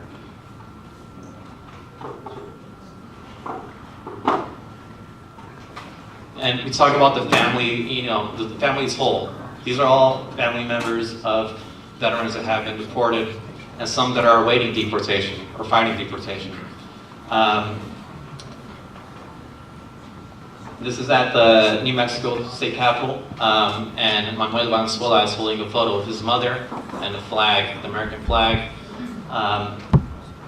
and sort of honoring, you know, his mother's birthplace.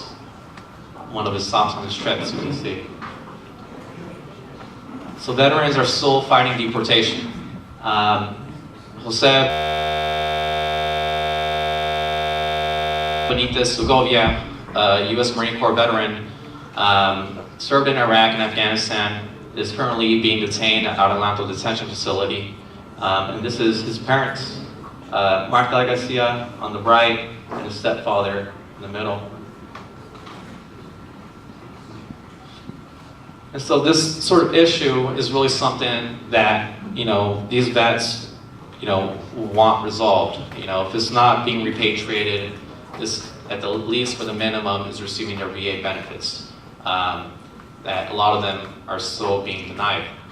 So, you know, not all want to be repatriated. I want to acknowledge that as well, but most do. And, you know, it's just that constant battle, right? You know, they fell through the cracks, right? And, you know, it's really looking at that and how do we fix that, right? You know, what sort of issues contributed to this, you know, whether it was, you know, mental health related or physical, when they, you know, were discharged, was there any education about voluntary citizenship? They were in the military, they were enlisting, were they aware of it, that you had to fill out paperwork, some were not, and just really understanding that. And yeah, you know,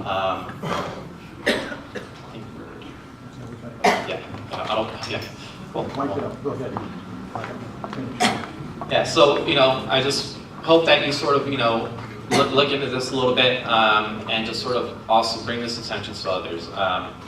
You know, deported U.S. military veterans, there's 3,000 in over 34 countries in all different continents, in Europe, in Africa, South America, and Central America. And, you know, there's different stigmas that they face, but the main thing that they want is really their VA benefits and being repatriated if possible.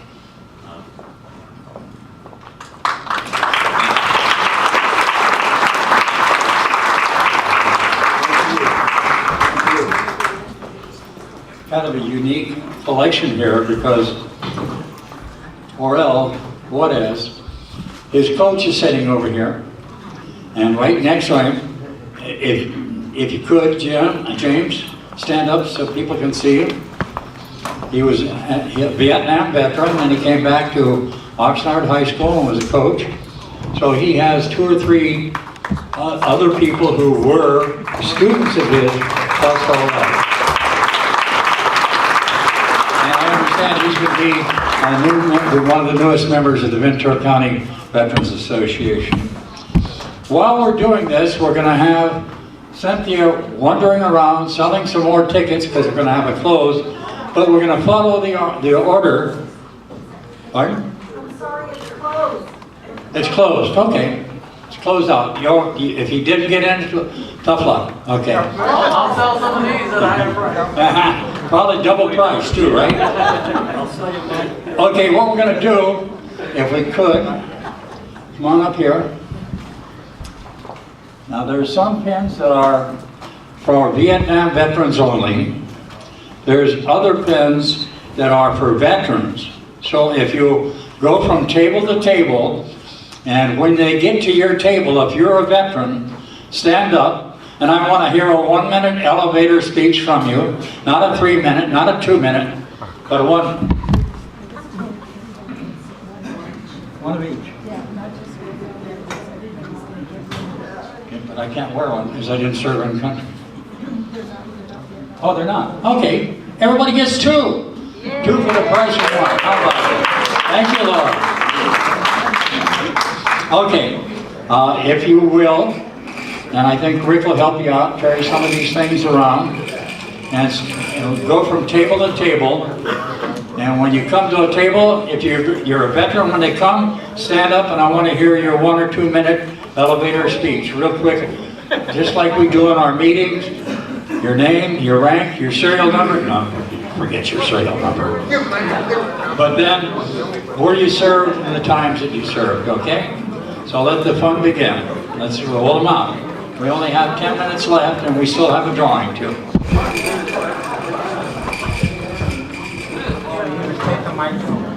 Yeah, you take the mic.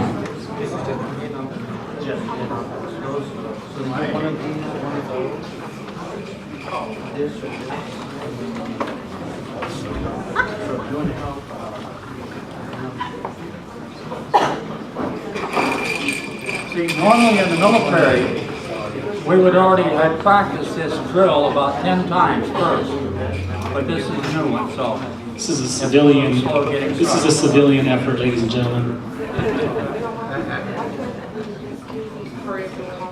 No, we're just going to have one. We want to have one. What about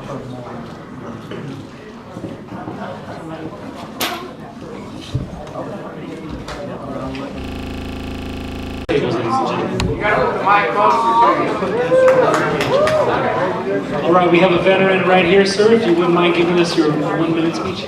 My 1-minute speech. Hi, my name is Brian Davies, U.S. Navy Corpsman. I served mostly in peacetime, but you know, you have to be ready, right? Because you never know. I really came tonight to support my nephew, Howell Juarez. You know, he was just bringing a light to an issue.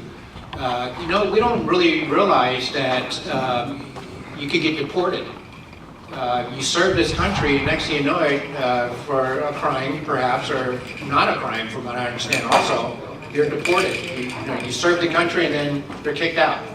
So he brought light to something that you may not have known about tonight, and if you could just take some time later this week to learn more about it, we'd be grateful. Okay? Thank you. And you're a Brother Lion.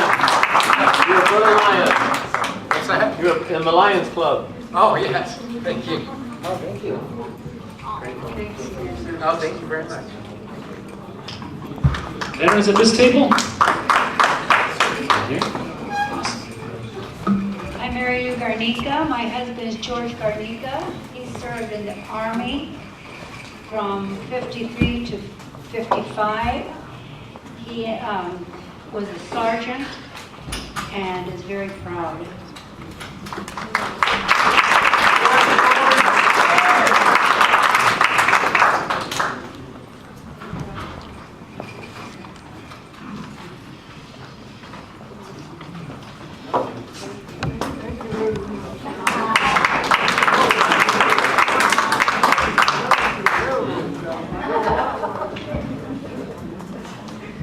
My name is Ernie Morales. I served in the U.S. Army headquarters, Fort Richardson, Alaska. I served there for 6 years. I'm very proud to have done so. And I was there, as a matter of fact, when Alaska was admitted into the Union.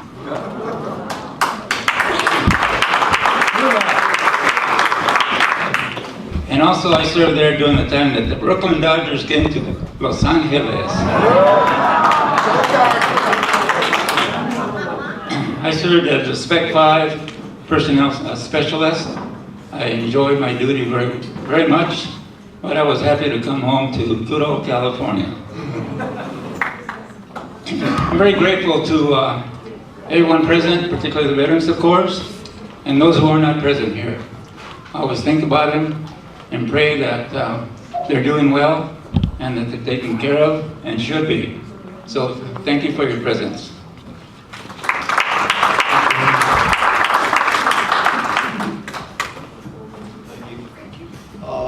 My name is Charlie Albers. I was in Port Louis, Washington for 4 years, and but I never served any active duty. But anyway, I was grateful that I was able to do it. Thank you.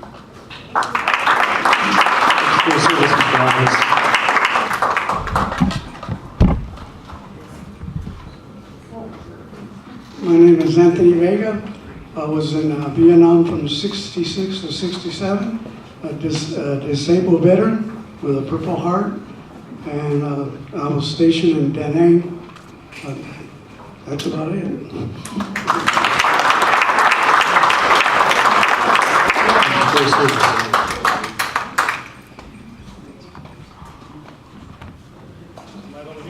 Mr. Plasencia. My name is Placencia. Hey, stand up. I'm the photographer here. Behind you. Camera. Your better side. That's your better side. Oh, you were showing your good side. My name's Pete Placencia. I'm the photographer here. And anyway, I served my country from 64 to 63.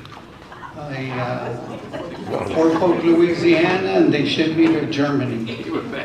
And I came back, and and I'm glad to be back. Thank you.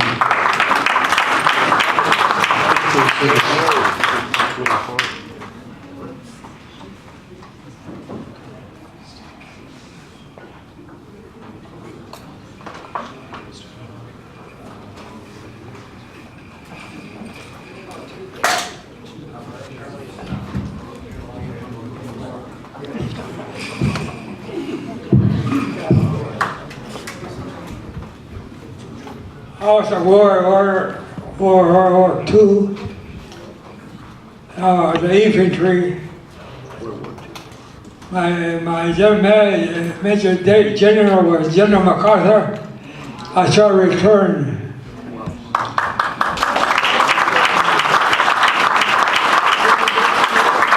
I served 5 years in the Pacific, different islands.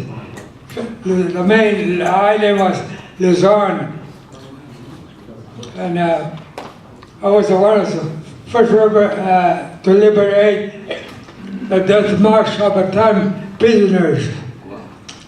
I guess you seen a picture, movie, they made a movie of Bataan, Luzon, Bataan, Philippines.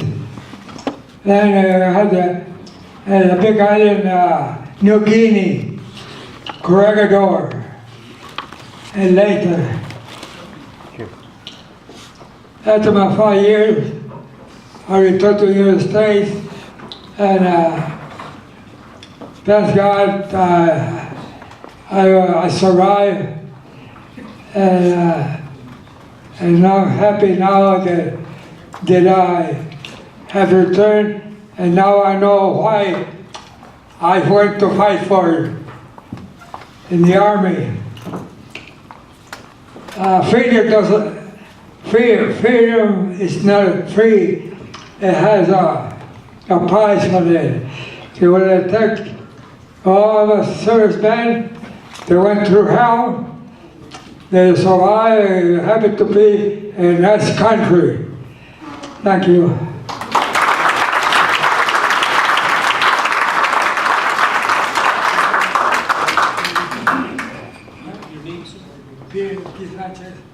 Thank you, Pete. Thank you for your service.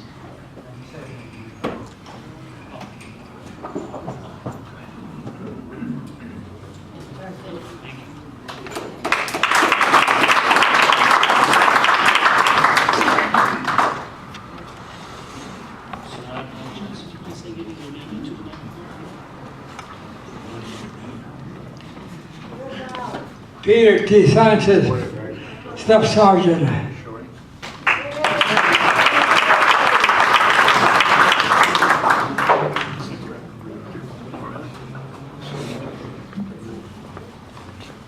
I'm Jerry Burns. Taught school here in Santa Paula for about 30 years in the dinosaur era. Anyway, I was an E5 in the Air Force, and the best thing I got out of that, besides the chance to grow up, was the GI Bill. Unfortunately, in the old days, the GI Bill was worth something, and now it's worth much less. Take care, have a great time, and thank you to all the guys.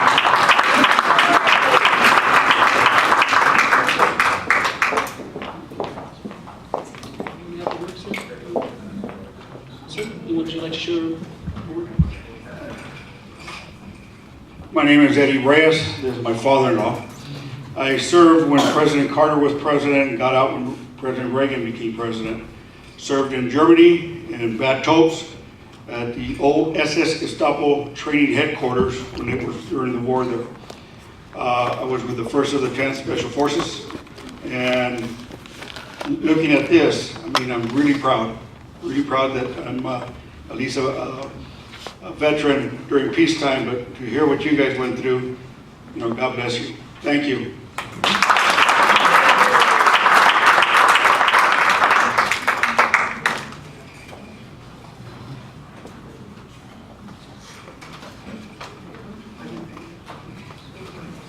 Hi, my name is Chuck Bolton. I was in the Marine Corps from 68 through 70.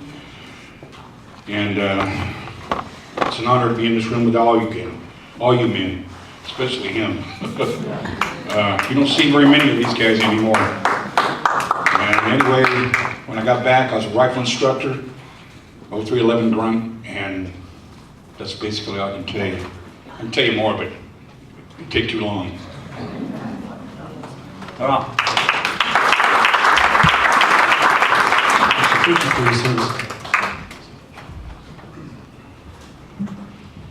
Good afternoon, my name is Robert Garcia, and my story began shortly after I entered California Lutheran University. I was a freshman. I was 18 years old when I went to that university. My mom thought I was a little crazy, but I did enlist the year afterwards with the United States Marine Corps at the age of 19. In fact, boot camp was August 1990. For all of you that remember, that's when we entered the Gulf War. So that's when it started for me, in 1990. My plans were to go to Officer Candidate School, OCS, and become a fighter pilot. That was my dream, that was my thought. At the same time, I was a little torn because my family business was something very special to me. We own mortuaries, we own 2 of them here in the county. And so, after my commitment, I did not go to OCS. I ended up coming back. I think I actually made the right choice for me. And so I'm still with the family business, but of course I cherish my time with the Marine Corps. Thank you. I was in the 2nd Battalion, 23rd Marines, and I was what they call a dragon gunner. Thank you, Kevin.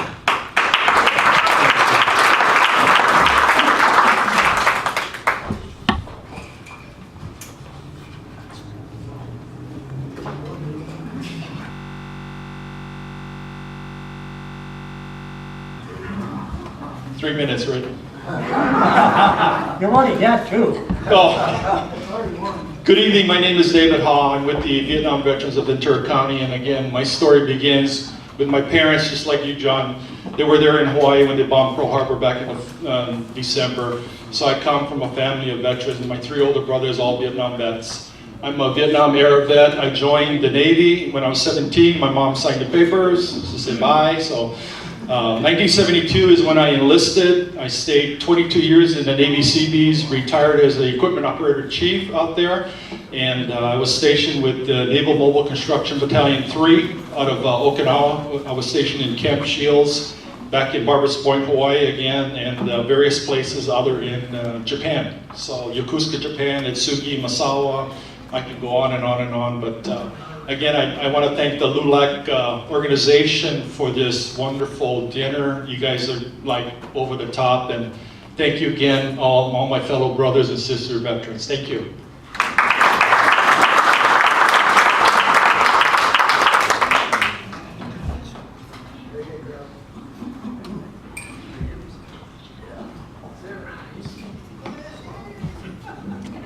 Hi, my name is Mary Carvajal from Santa Barbara, and I joined the Air Force back in 1977 for 2 years. I was going to join the Army to take after my dad, But he said, no way, you want to go in, you go to the Air Force. I said, okay, so I did. And I did my 2 years, never went overseas, just served during peacetime, you know, but I thought I did something good. Yeah. Thank you very much.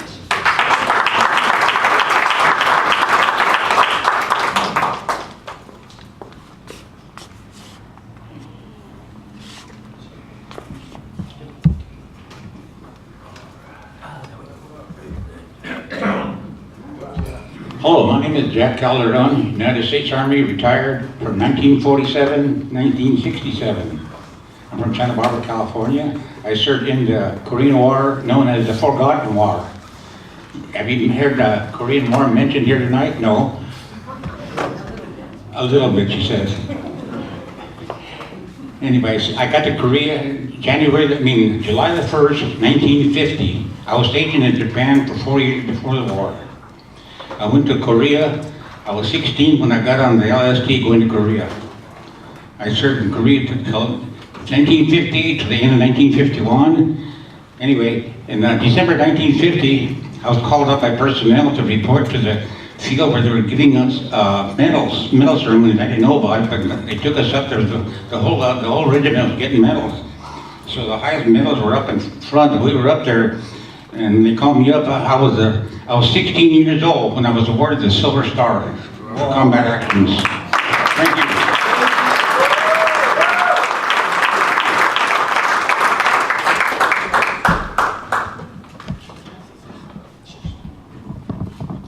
He was one of the badass. He's an elite ranger. Not everybody gets in there. Very few numbers.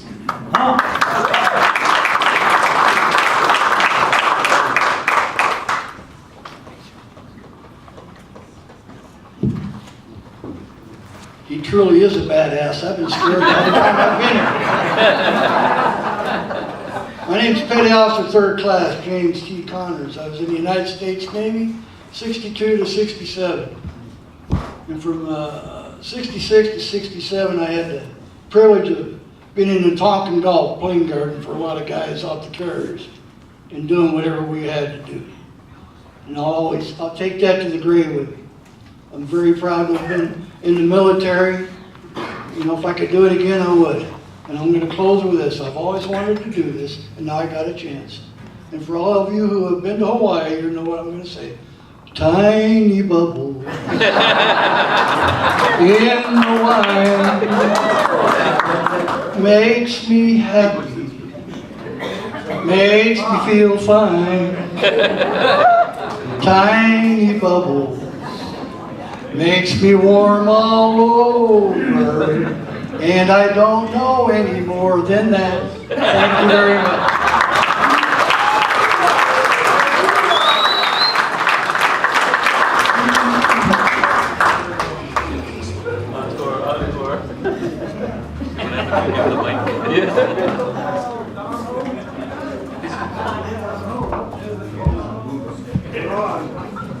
Oh, here I am again. I'm Jack Bernard, and I live in Port Hueneme. I volunteered for the United States Air Force and served from 1950 to 1958. I was a jet fighter pilot, flew F-86s and F-100s. I didn't fly in combat. I got to Korea after the armistice, and they didn't need me after 58, so I didn't go to Vietnam. I would like to add one little point here. I'm very proud of the group that I participated with in those years, and proud of my brothers who flew in Vietnam, because both groups had one of the highest fatality rates of any group that served. I don't know why I'm lucky, but I'm here today. And it's a privilege to be with all of you who did serve in combat. I really respect you, and I'm happy you made it. Jack, thank you. Tell them how you almost shot down a MiG. I don't want to tell war stories. Real quick, Mike. Go ahead. Oh, well, there was a little Pearl Harbor when I was serving in Japan, and I intercepted a Russian intruder, and I needed permission from headquarters to open fire. It was a Sunday morning. Ever heard that story before? Sunday mornings? It was Sunday morning, and I would say, permission to fire? Stand by, we're trying to get the duty officer. Stand by, we're trying to get the duty officer. And by the time they got the duty officer, the Russian 4-engine airplane had turned around and left the area. It was, the duty officer was hung over and in his barracks. Right, and that afternoon he got on a plane and flew back to the United States, and they retired him. But that's as close as I came to combat. But as I say, in training and in combat, we had the highest fatality rate of any occupational specialty. And I'd like to add one little thing, kind of tied into current events. When it rained, we still went to work.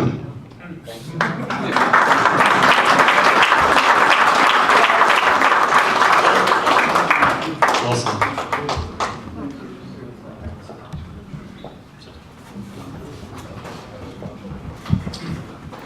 My name is Lou Morris. My ID card in the Army said U.S. If there's any U.S.'s in here, it meant I was drafted. I wasn't RA. I went to Vietnam in 70, November of 70. I served with the 101st Airborne Division with the 1st Battalion, 506th Infantry, 101st Airborne. Came home, ETS'd out of Da Nang, and left the Army as an infantry sergeant. And I've never been prouder to be with my brothers and sisters tonight. And, we are a band of brothers and sisters. Thank you.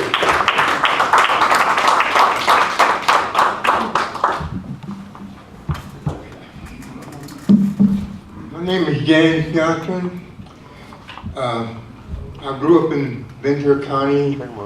I got drafted in the U.S. Army from 1958 to 1969. From 1968 to 1969, I did 2 tours in Vietnam. I stepped on a mountain Betty. I'm still here. I'm still alive.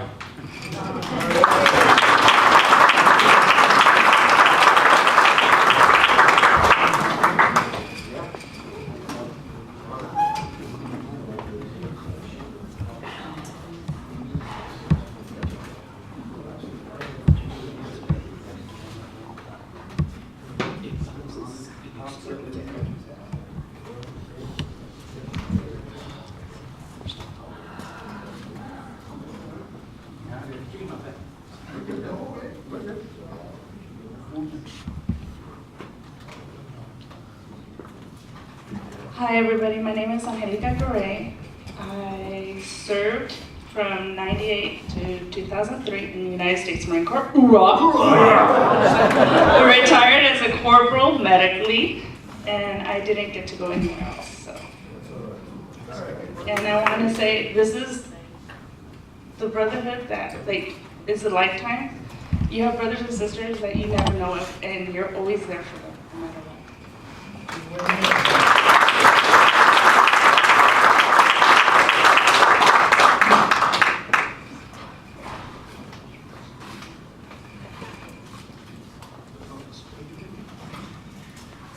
My name is Joe Richardson. Received my letter from the President in January of 1966. Drafted into the Marine Corps. Served with the 1st Armored Division in the amphibious tractors. Spent 18 months and 23 days in South Vietnam. Split between Da Nang, where I reached in April, and most of the time at the Ca Viet, the DMZ, through September 1967. And again, really thankful to be here with the rest of my brothers.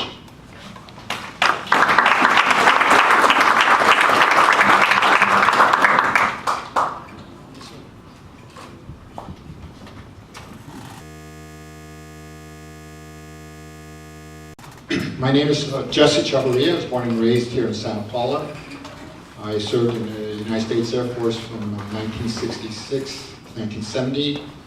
I went to Vietnam in 1968 to 69. I was stationed at Phan Rang Air Base. I was a jet engine mechanic. I worked on F-100s and B-57s.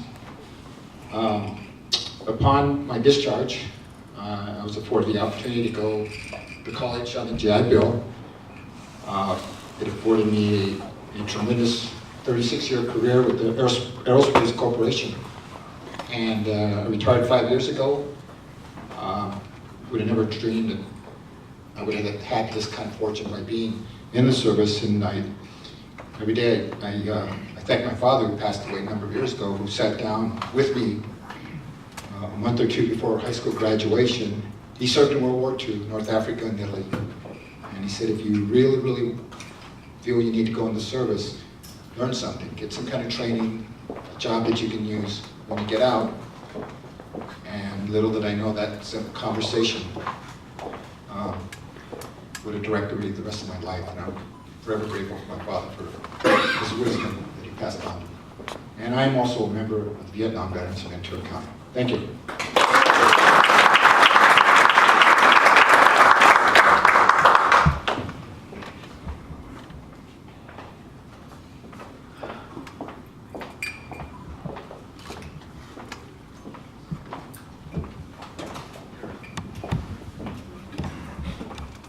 Hi, everybody. Thank you for having such a great ceremony for all the veterans here. I just wanted to say, my name's Deborah Eric, and I'm with the Vietnam Veterans of Ventura County. And what a great group of brothers that I'm able to be associated with, and also with the DAV. They're a great bunch of brothers as well. And I spent my time in the U.S. Army from 71 to 76. I spent 2 years in Frankfurt, Germany, assigned to the 143rd Signal Battalion, part of the 3rd Armored Division. I got out in 76 and I started missing the military, so I decided in 1980 to join the Air National Guard, and I spent almost 14 years with them. And my best assignment I had was working with the disaster preparedness. Thank you so much for having us here.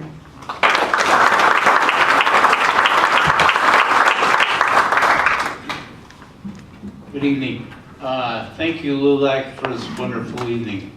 My name is Doug Temple. I was born and raised in Ventura, and I was in the U.S. Navy from 1967 to 1971.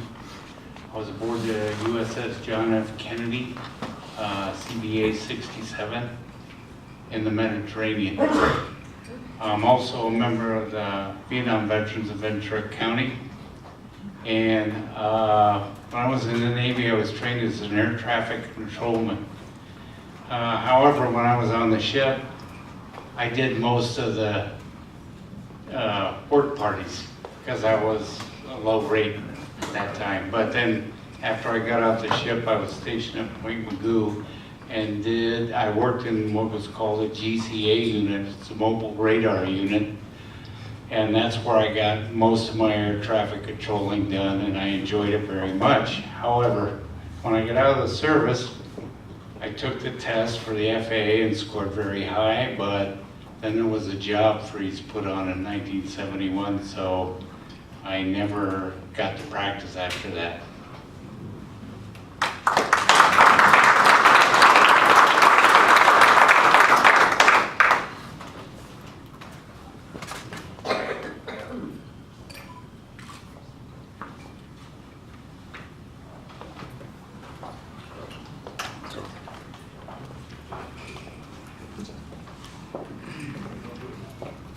Thank you, LULAC, for putting this on. My name's John Arcabura.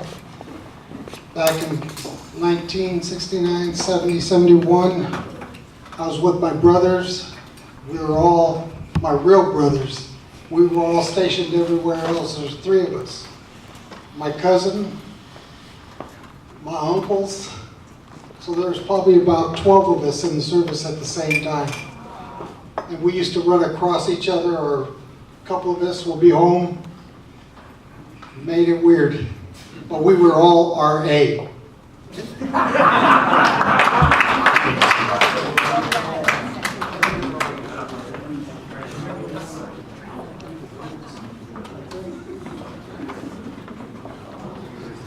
Like I said earlier, I'm Charlie Foote with Disabled American Vets. I went in 79, got out in 86, went back in 87, and got medical retired in 94 out of the Marine Corps.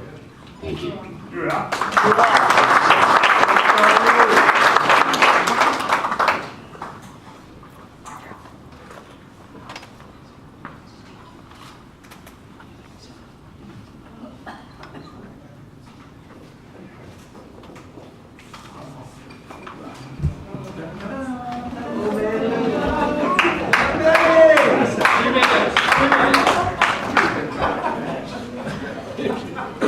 My name is Manuel Gonzalez. I was born in Ventura, 1941. I was raised in Saticoy and Oxnard Colonia District. Colonia Gardens, and what else do we call it, Frank? I joined the U.S. Marine Corps in 1958 at the age of 17. Most of my family, my uncles, cousins, served in World War II, Korea, and Vietnam. I found out that my father was drafted in 1946. He had 6 children in World War II. And I just found out 5 years ago that my father was drafted. I was stationed in different locations. In 1962, I was fortunate and unfortunate to board LSTs at Port Hueneme CB base, and we were on our way to Cuba. After I got out of the Marine Corps, well, I got married to my wife in 1963. And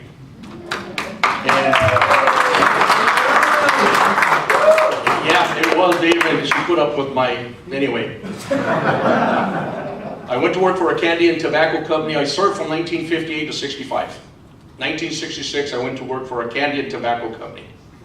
And I delivered all over Ventura County, including Santa Paula. Made a lot of friends in Santa Paula. I opened my own company. I was talking to quitting my job in 1986, so I opened my own company supplying all the gas stations that were being closed and converted to convenience stores for Shell Oil, Chevron, Arco AMPMs, and what have you. And I thank you so much, LULAC. It's a great event, and welcome home to all our veterans, regardless of what era they served. Thank you.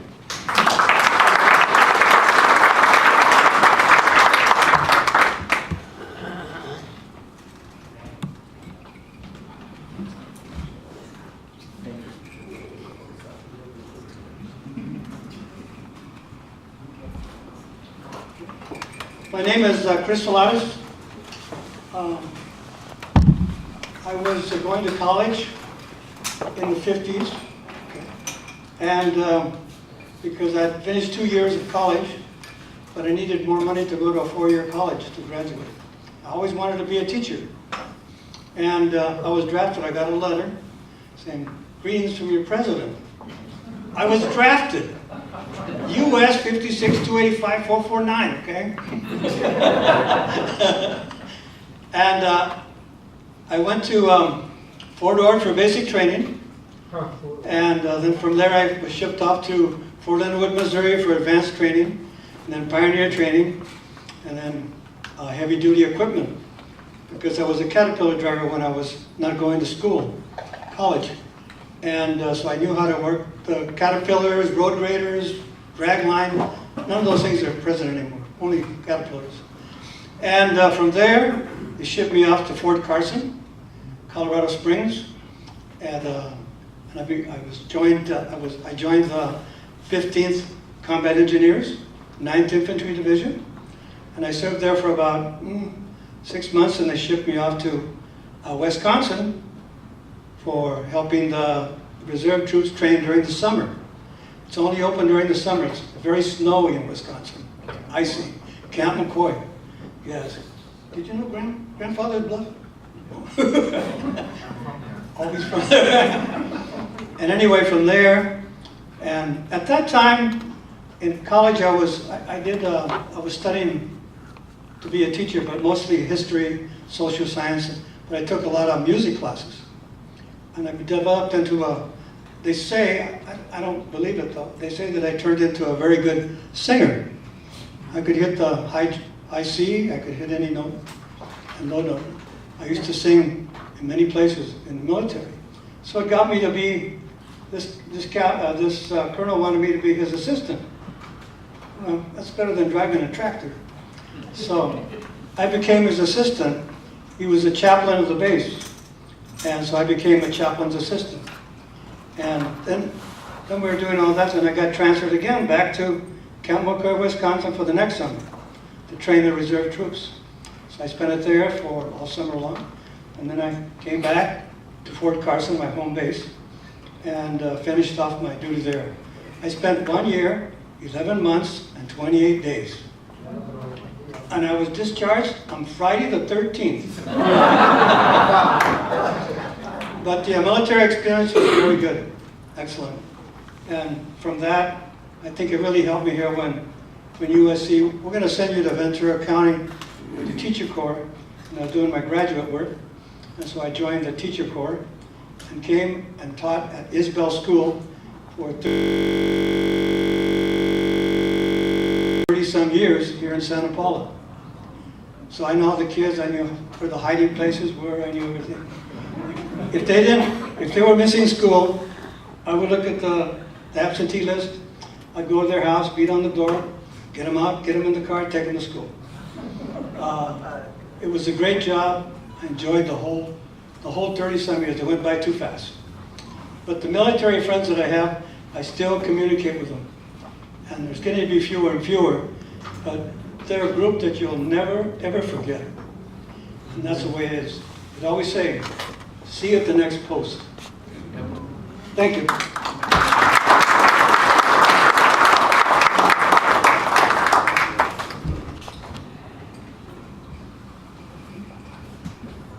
Good evening again. My name is Ron Fitzgerald. I was born in Milwaukee, Wisconsin, about 100 and some odd miles southeast of Camp McCoy. And proud of it. Anyway, I come from a somewhat military family. My dad was World War II. He was in the 405th Artillery Gun Battalion, shooting V-1 rockets down in Antwerp. And after they secured the harbor at Antwerp, they sent him down to the Bulge to help out there with the anti-aircraft and for artillery. My mom was a nurse at one of the Navy hospitals in Chicago. She wasn't in the Navy, but she was a nurse at one of the hospitals. I joined the Navy Reserve in the summer between my junior and senior year of high school. So yes, I'm in USNR. Different than the RA. And in October of '68, I came out here to California. And I've been out here ever since. Smart. And here just a month ago, celebrated my 50th year out here. And I look back and man, how time do fly. Oh, really? I was stationed aboard the USS Alamo, LSD-33. We were the Marines' Uber before Uber was popular. We carried 36 Amtraks and 500 Marines on board. And Joe's very familiar with the type of ship I was on. Flat bottom, just as flat as this floor. And this is the way we were, tied up to the pier. I got out, I served 1 year, 11 months, and 27 days aboard the Alamo. By 1 day. I got out before you. Anyway, I really enjoy coming here and putting on my event with the POW ceremony, and looking forward to doing it again. I love all my brothers and sisters in arms and all of those that supported us, because when we came home, we weren't supported at all. Thank you to the Gulf War, First Desert Storm veterans. Because of them, us Vietnam vets got our recognition. And we're here to remind everybody, you're not going to treat our current brothers and sisters in arms like we were treated. Hoorah. Thank you.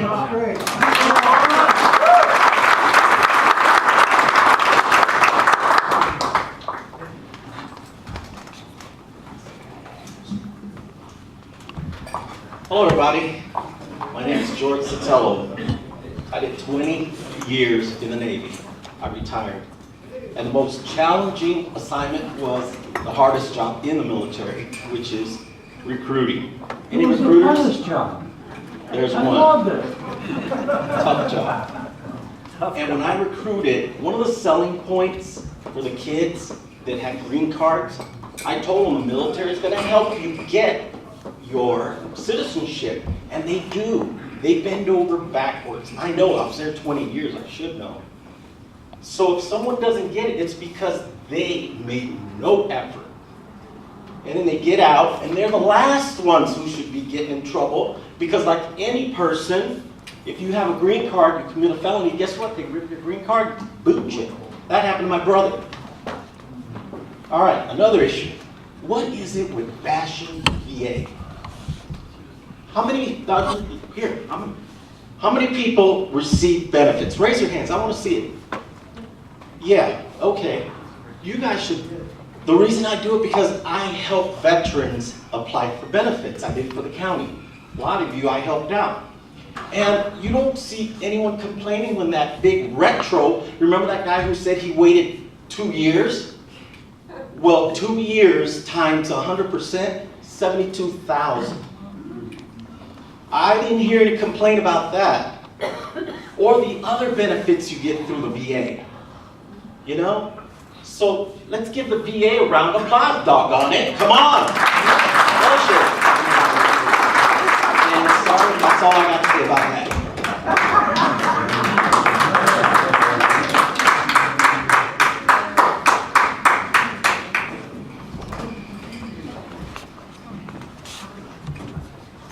Good evening. My name is Mario Bermudez, and like my brother at the table, I'm also from La Colonia, Oxnard.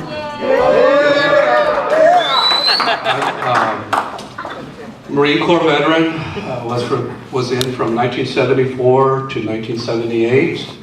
Luckily, things were cool at that time. I spent a lot of my time as a postal clerk, so I had a relatively easy job. I was able to use a GI Bill after I got out. Went to college and I've been working for the county for almost 30 years as a social worker. And I think one of the things I'm most thankful for, I have 4 nephews who didn't take my advice and also joined the Marine Corps. They went off rough times, Iraq, Afghanistan, and I thank God that all 4 of them came back. Hoorah!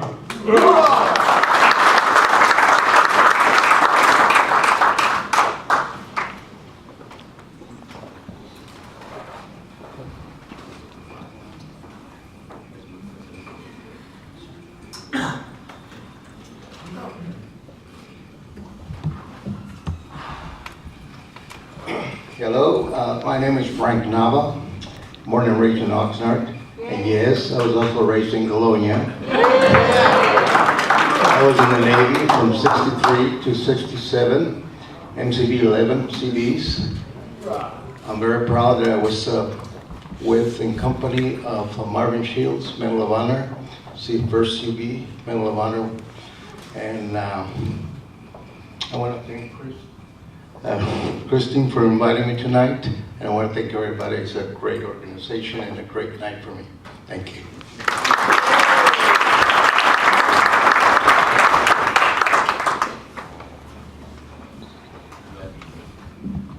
My name is Ed Solano, and this is my first time at a meeting like this. And I live in San Jose. My cousin invited me to come tonight. And I was in the Army from 64 to 66. Actually, my service was pretty uneventful because I was stationed at Fort McClellan, Alabama for 2 years, and that's where all the WACs go for training. Oh. So, anyway, like I say, it was kind of uneventful. Anyway, but I came out at E5, and I worked in the mental hygiene clinic there, and what we did there was we interviewed a lot of military personnel and a lot of civilians, what do they call them, you know, people that are attached to the Army and dependents. Anyway, but that helped me a lot because at the end of my career there, I decided not to do that kind of work anymore. And so then I went into the fire department, and I did that for 30 years in San Jose. So, but you know, I feel very privileged to be among you guys and ladies, and I feel very humbled actually, and thank you for your service.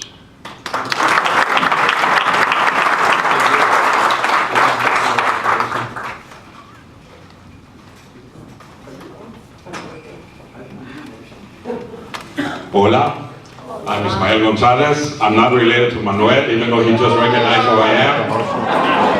I'm also from Oxnard, not from Colonia though. I was on the other side of the track. James, I think we went to school together, right? Right. All right. I got my draft notice from, who was it, President? Senior moment. Anyway, I did my training at Fort Ord. And then from there, I went to the Fort Gordon, Georgia, to the police academy, if you can believe that.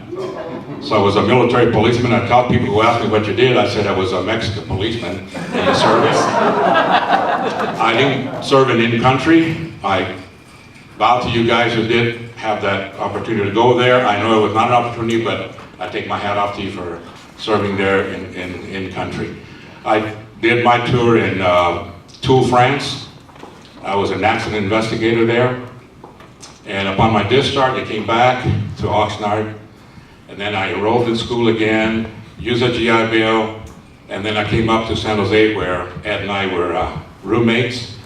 I received a bachelor's and a master's, and I served as a community college instructor for 34 years, and I retired, and I'm still up there in San Jose. But again, I feel humbled like Ed does, being amongst you guys that really were put through the mill. Unlike us, it wasn't that eventful for being in areas that were not considered, you know, combat or anything like that. But again, I take my hat off to you if I had one. But I love you guys and thank you very much.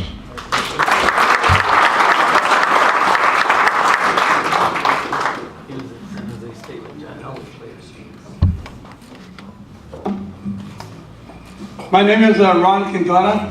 In 1968, I was 19 years old, and I had decided that I only had one thing in mind. I decided I wanted to be a Marine, and it had to be a Marine. So in 1969, at 19 years old, I volunteered. I wanted to go to Vietnam. I knew I'd be going to Vietnam. That's the choices that I made. I had strong parents and a dad in World War II, and whatever I wanted, they were behind me. My letters came in, and life went on. I went over to Vietnam in 1969. I was in the 1st Marine Division, 26 Marines. I was in Da Nang, Phu Bai, one full tour. All my dreams came true. We did what we had to do. Gone forward, came back. Extremely proud of being a Marine. Extremely proud of being a Vietnam vet. And proud of all my brothers, and I thank you, and hoorah! Hoorah! Hoorah!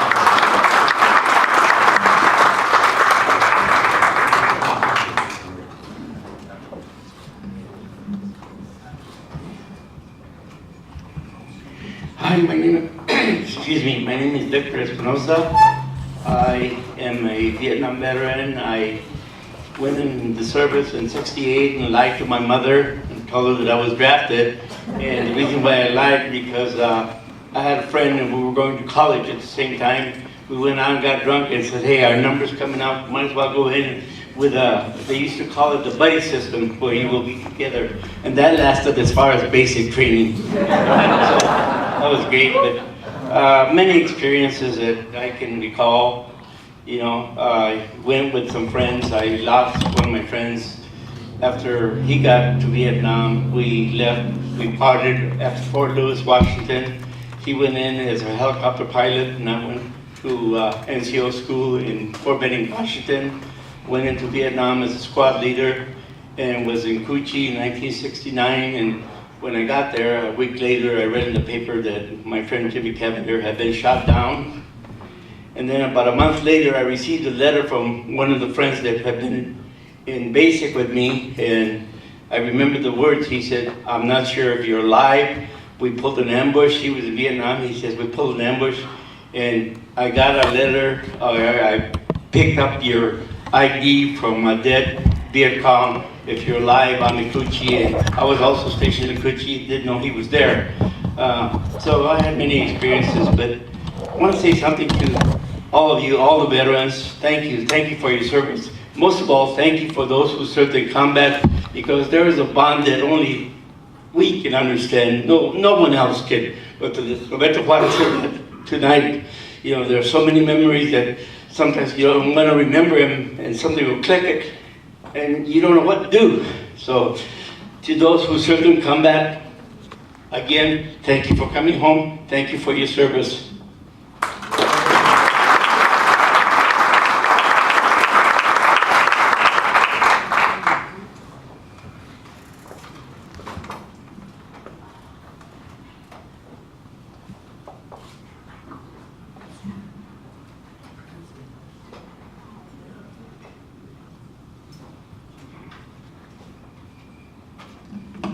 Hi, my name is Olga Castro. My husband Rudy Castro, Marine Corps, machine gunner, 3 Purple Hearts. He's homesick due to his 3rd Purple Heart complication. I'm going to pick up his medal, take it home to him, and I'm picking up a medal from my neighbor, Jim Brooks, World War II veteran, Battle of the Bulge, 94, 95. Not well, so I'm going to go tomorrow and give him his medal.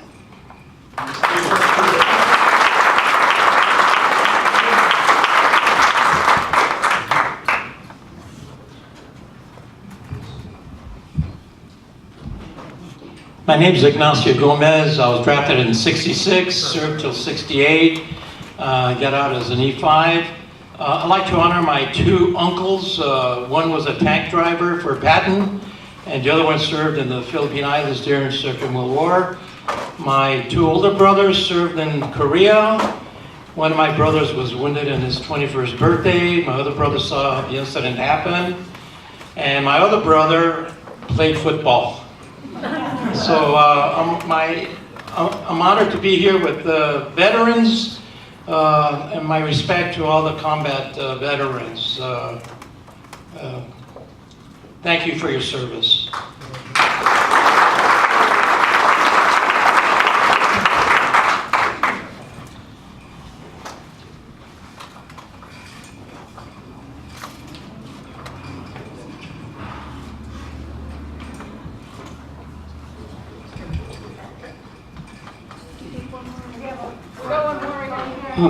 My name is Frank Martinez. I served in the Army from 61 to 64. And I also worked for the VA for 21 years, specializing in post-traumatic stress disorder and working with Vietnam veterans. And I haven't had the privilege and the honor to sit there with them and listen to their experiences in Vietnam. And I'm very grateful for that experience and for everything that they gave me. Their experience was extremely enriching. It's something that I can never forget. It's very profound. I wish that I could stand up here and talk to you about all the things that I've learned by working with Vietnam veterans, everything I've learned about combat. And when I'm hearing people talk about whatever they're talking about up here, so many things come up in my head and that I want to share, but it's just way too much. But welcome home, Vietnam veterans. Thank you.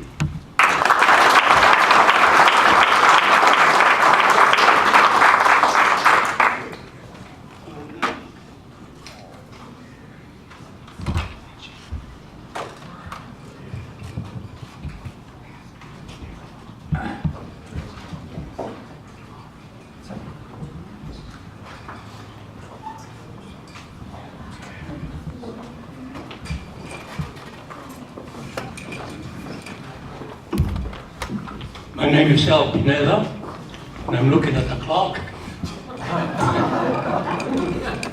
I was a volunteer for the Army in 1943, and I served in Germany until the end of the war. After that, I served a couple of months as occupation troops. Then we were to be shipped back to the States so that we could go and fight in Japan. But halfway across the ocean, we learned that Japan had surrendered. So that brought the end of the Army for me. So, good night, fellow veterans, thank you for your service.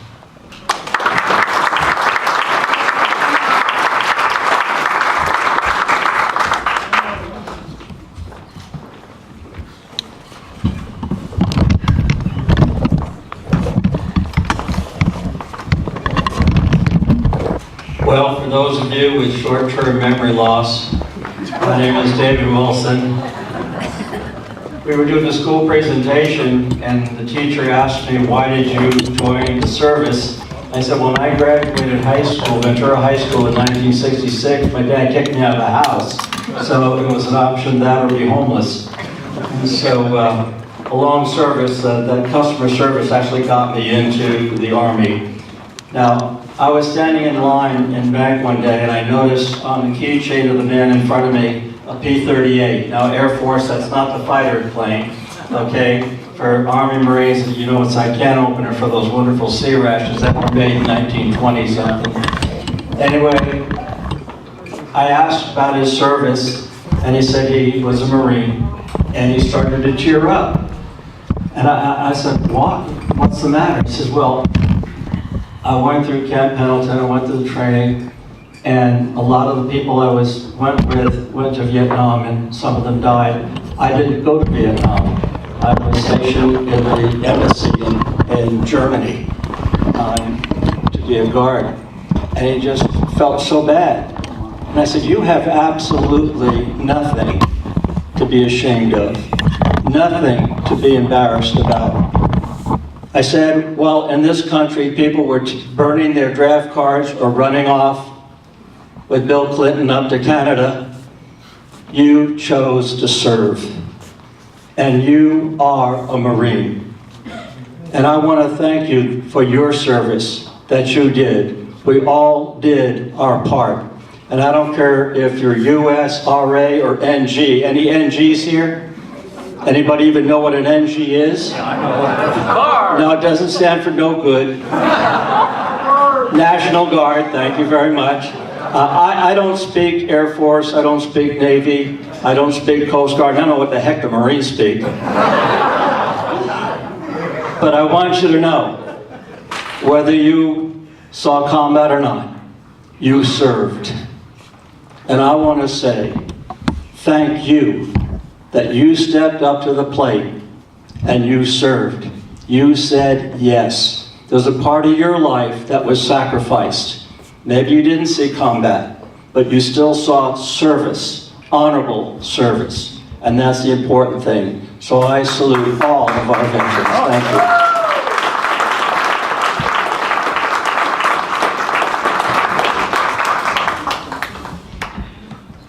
Thank you, everybody, and we're going to do the raffle really quickly.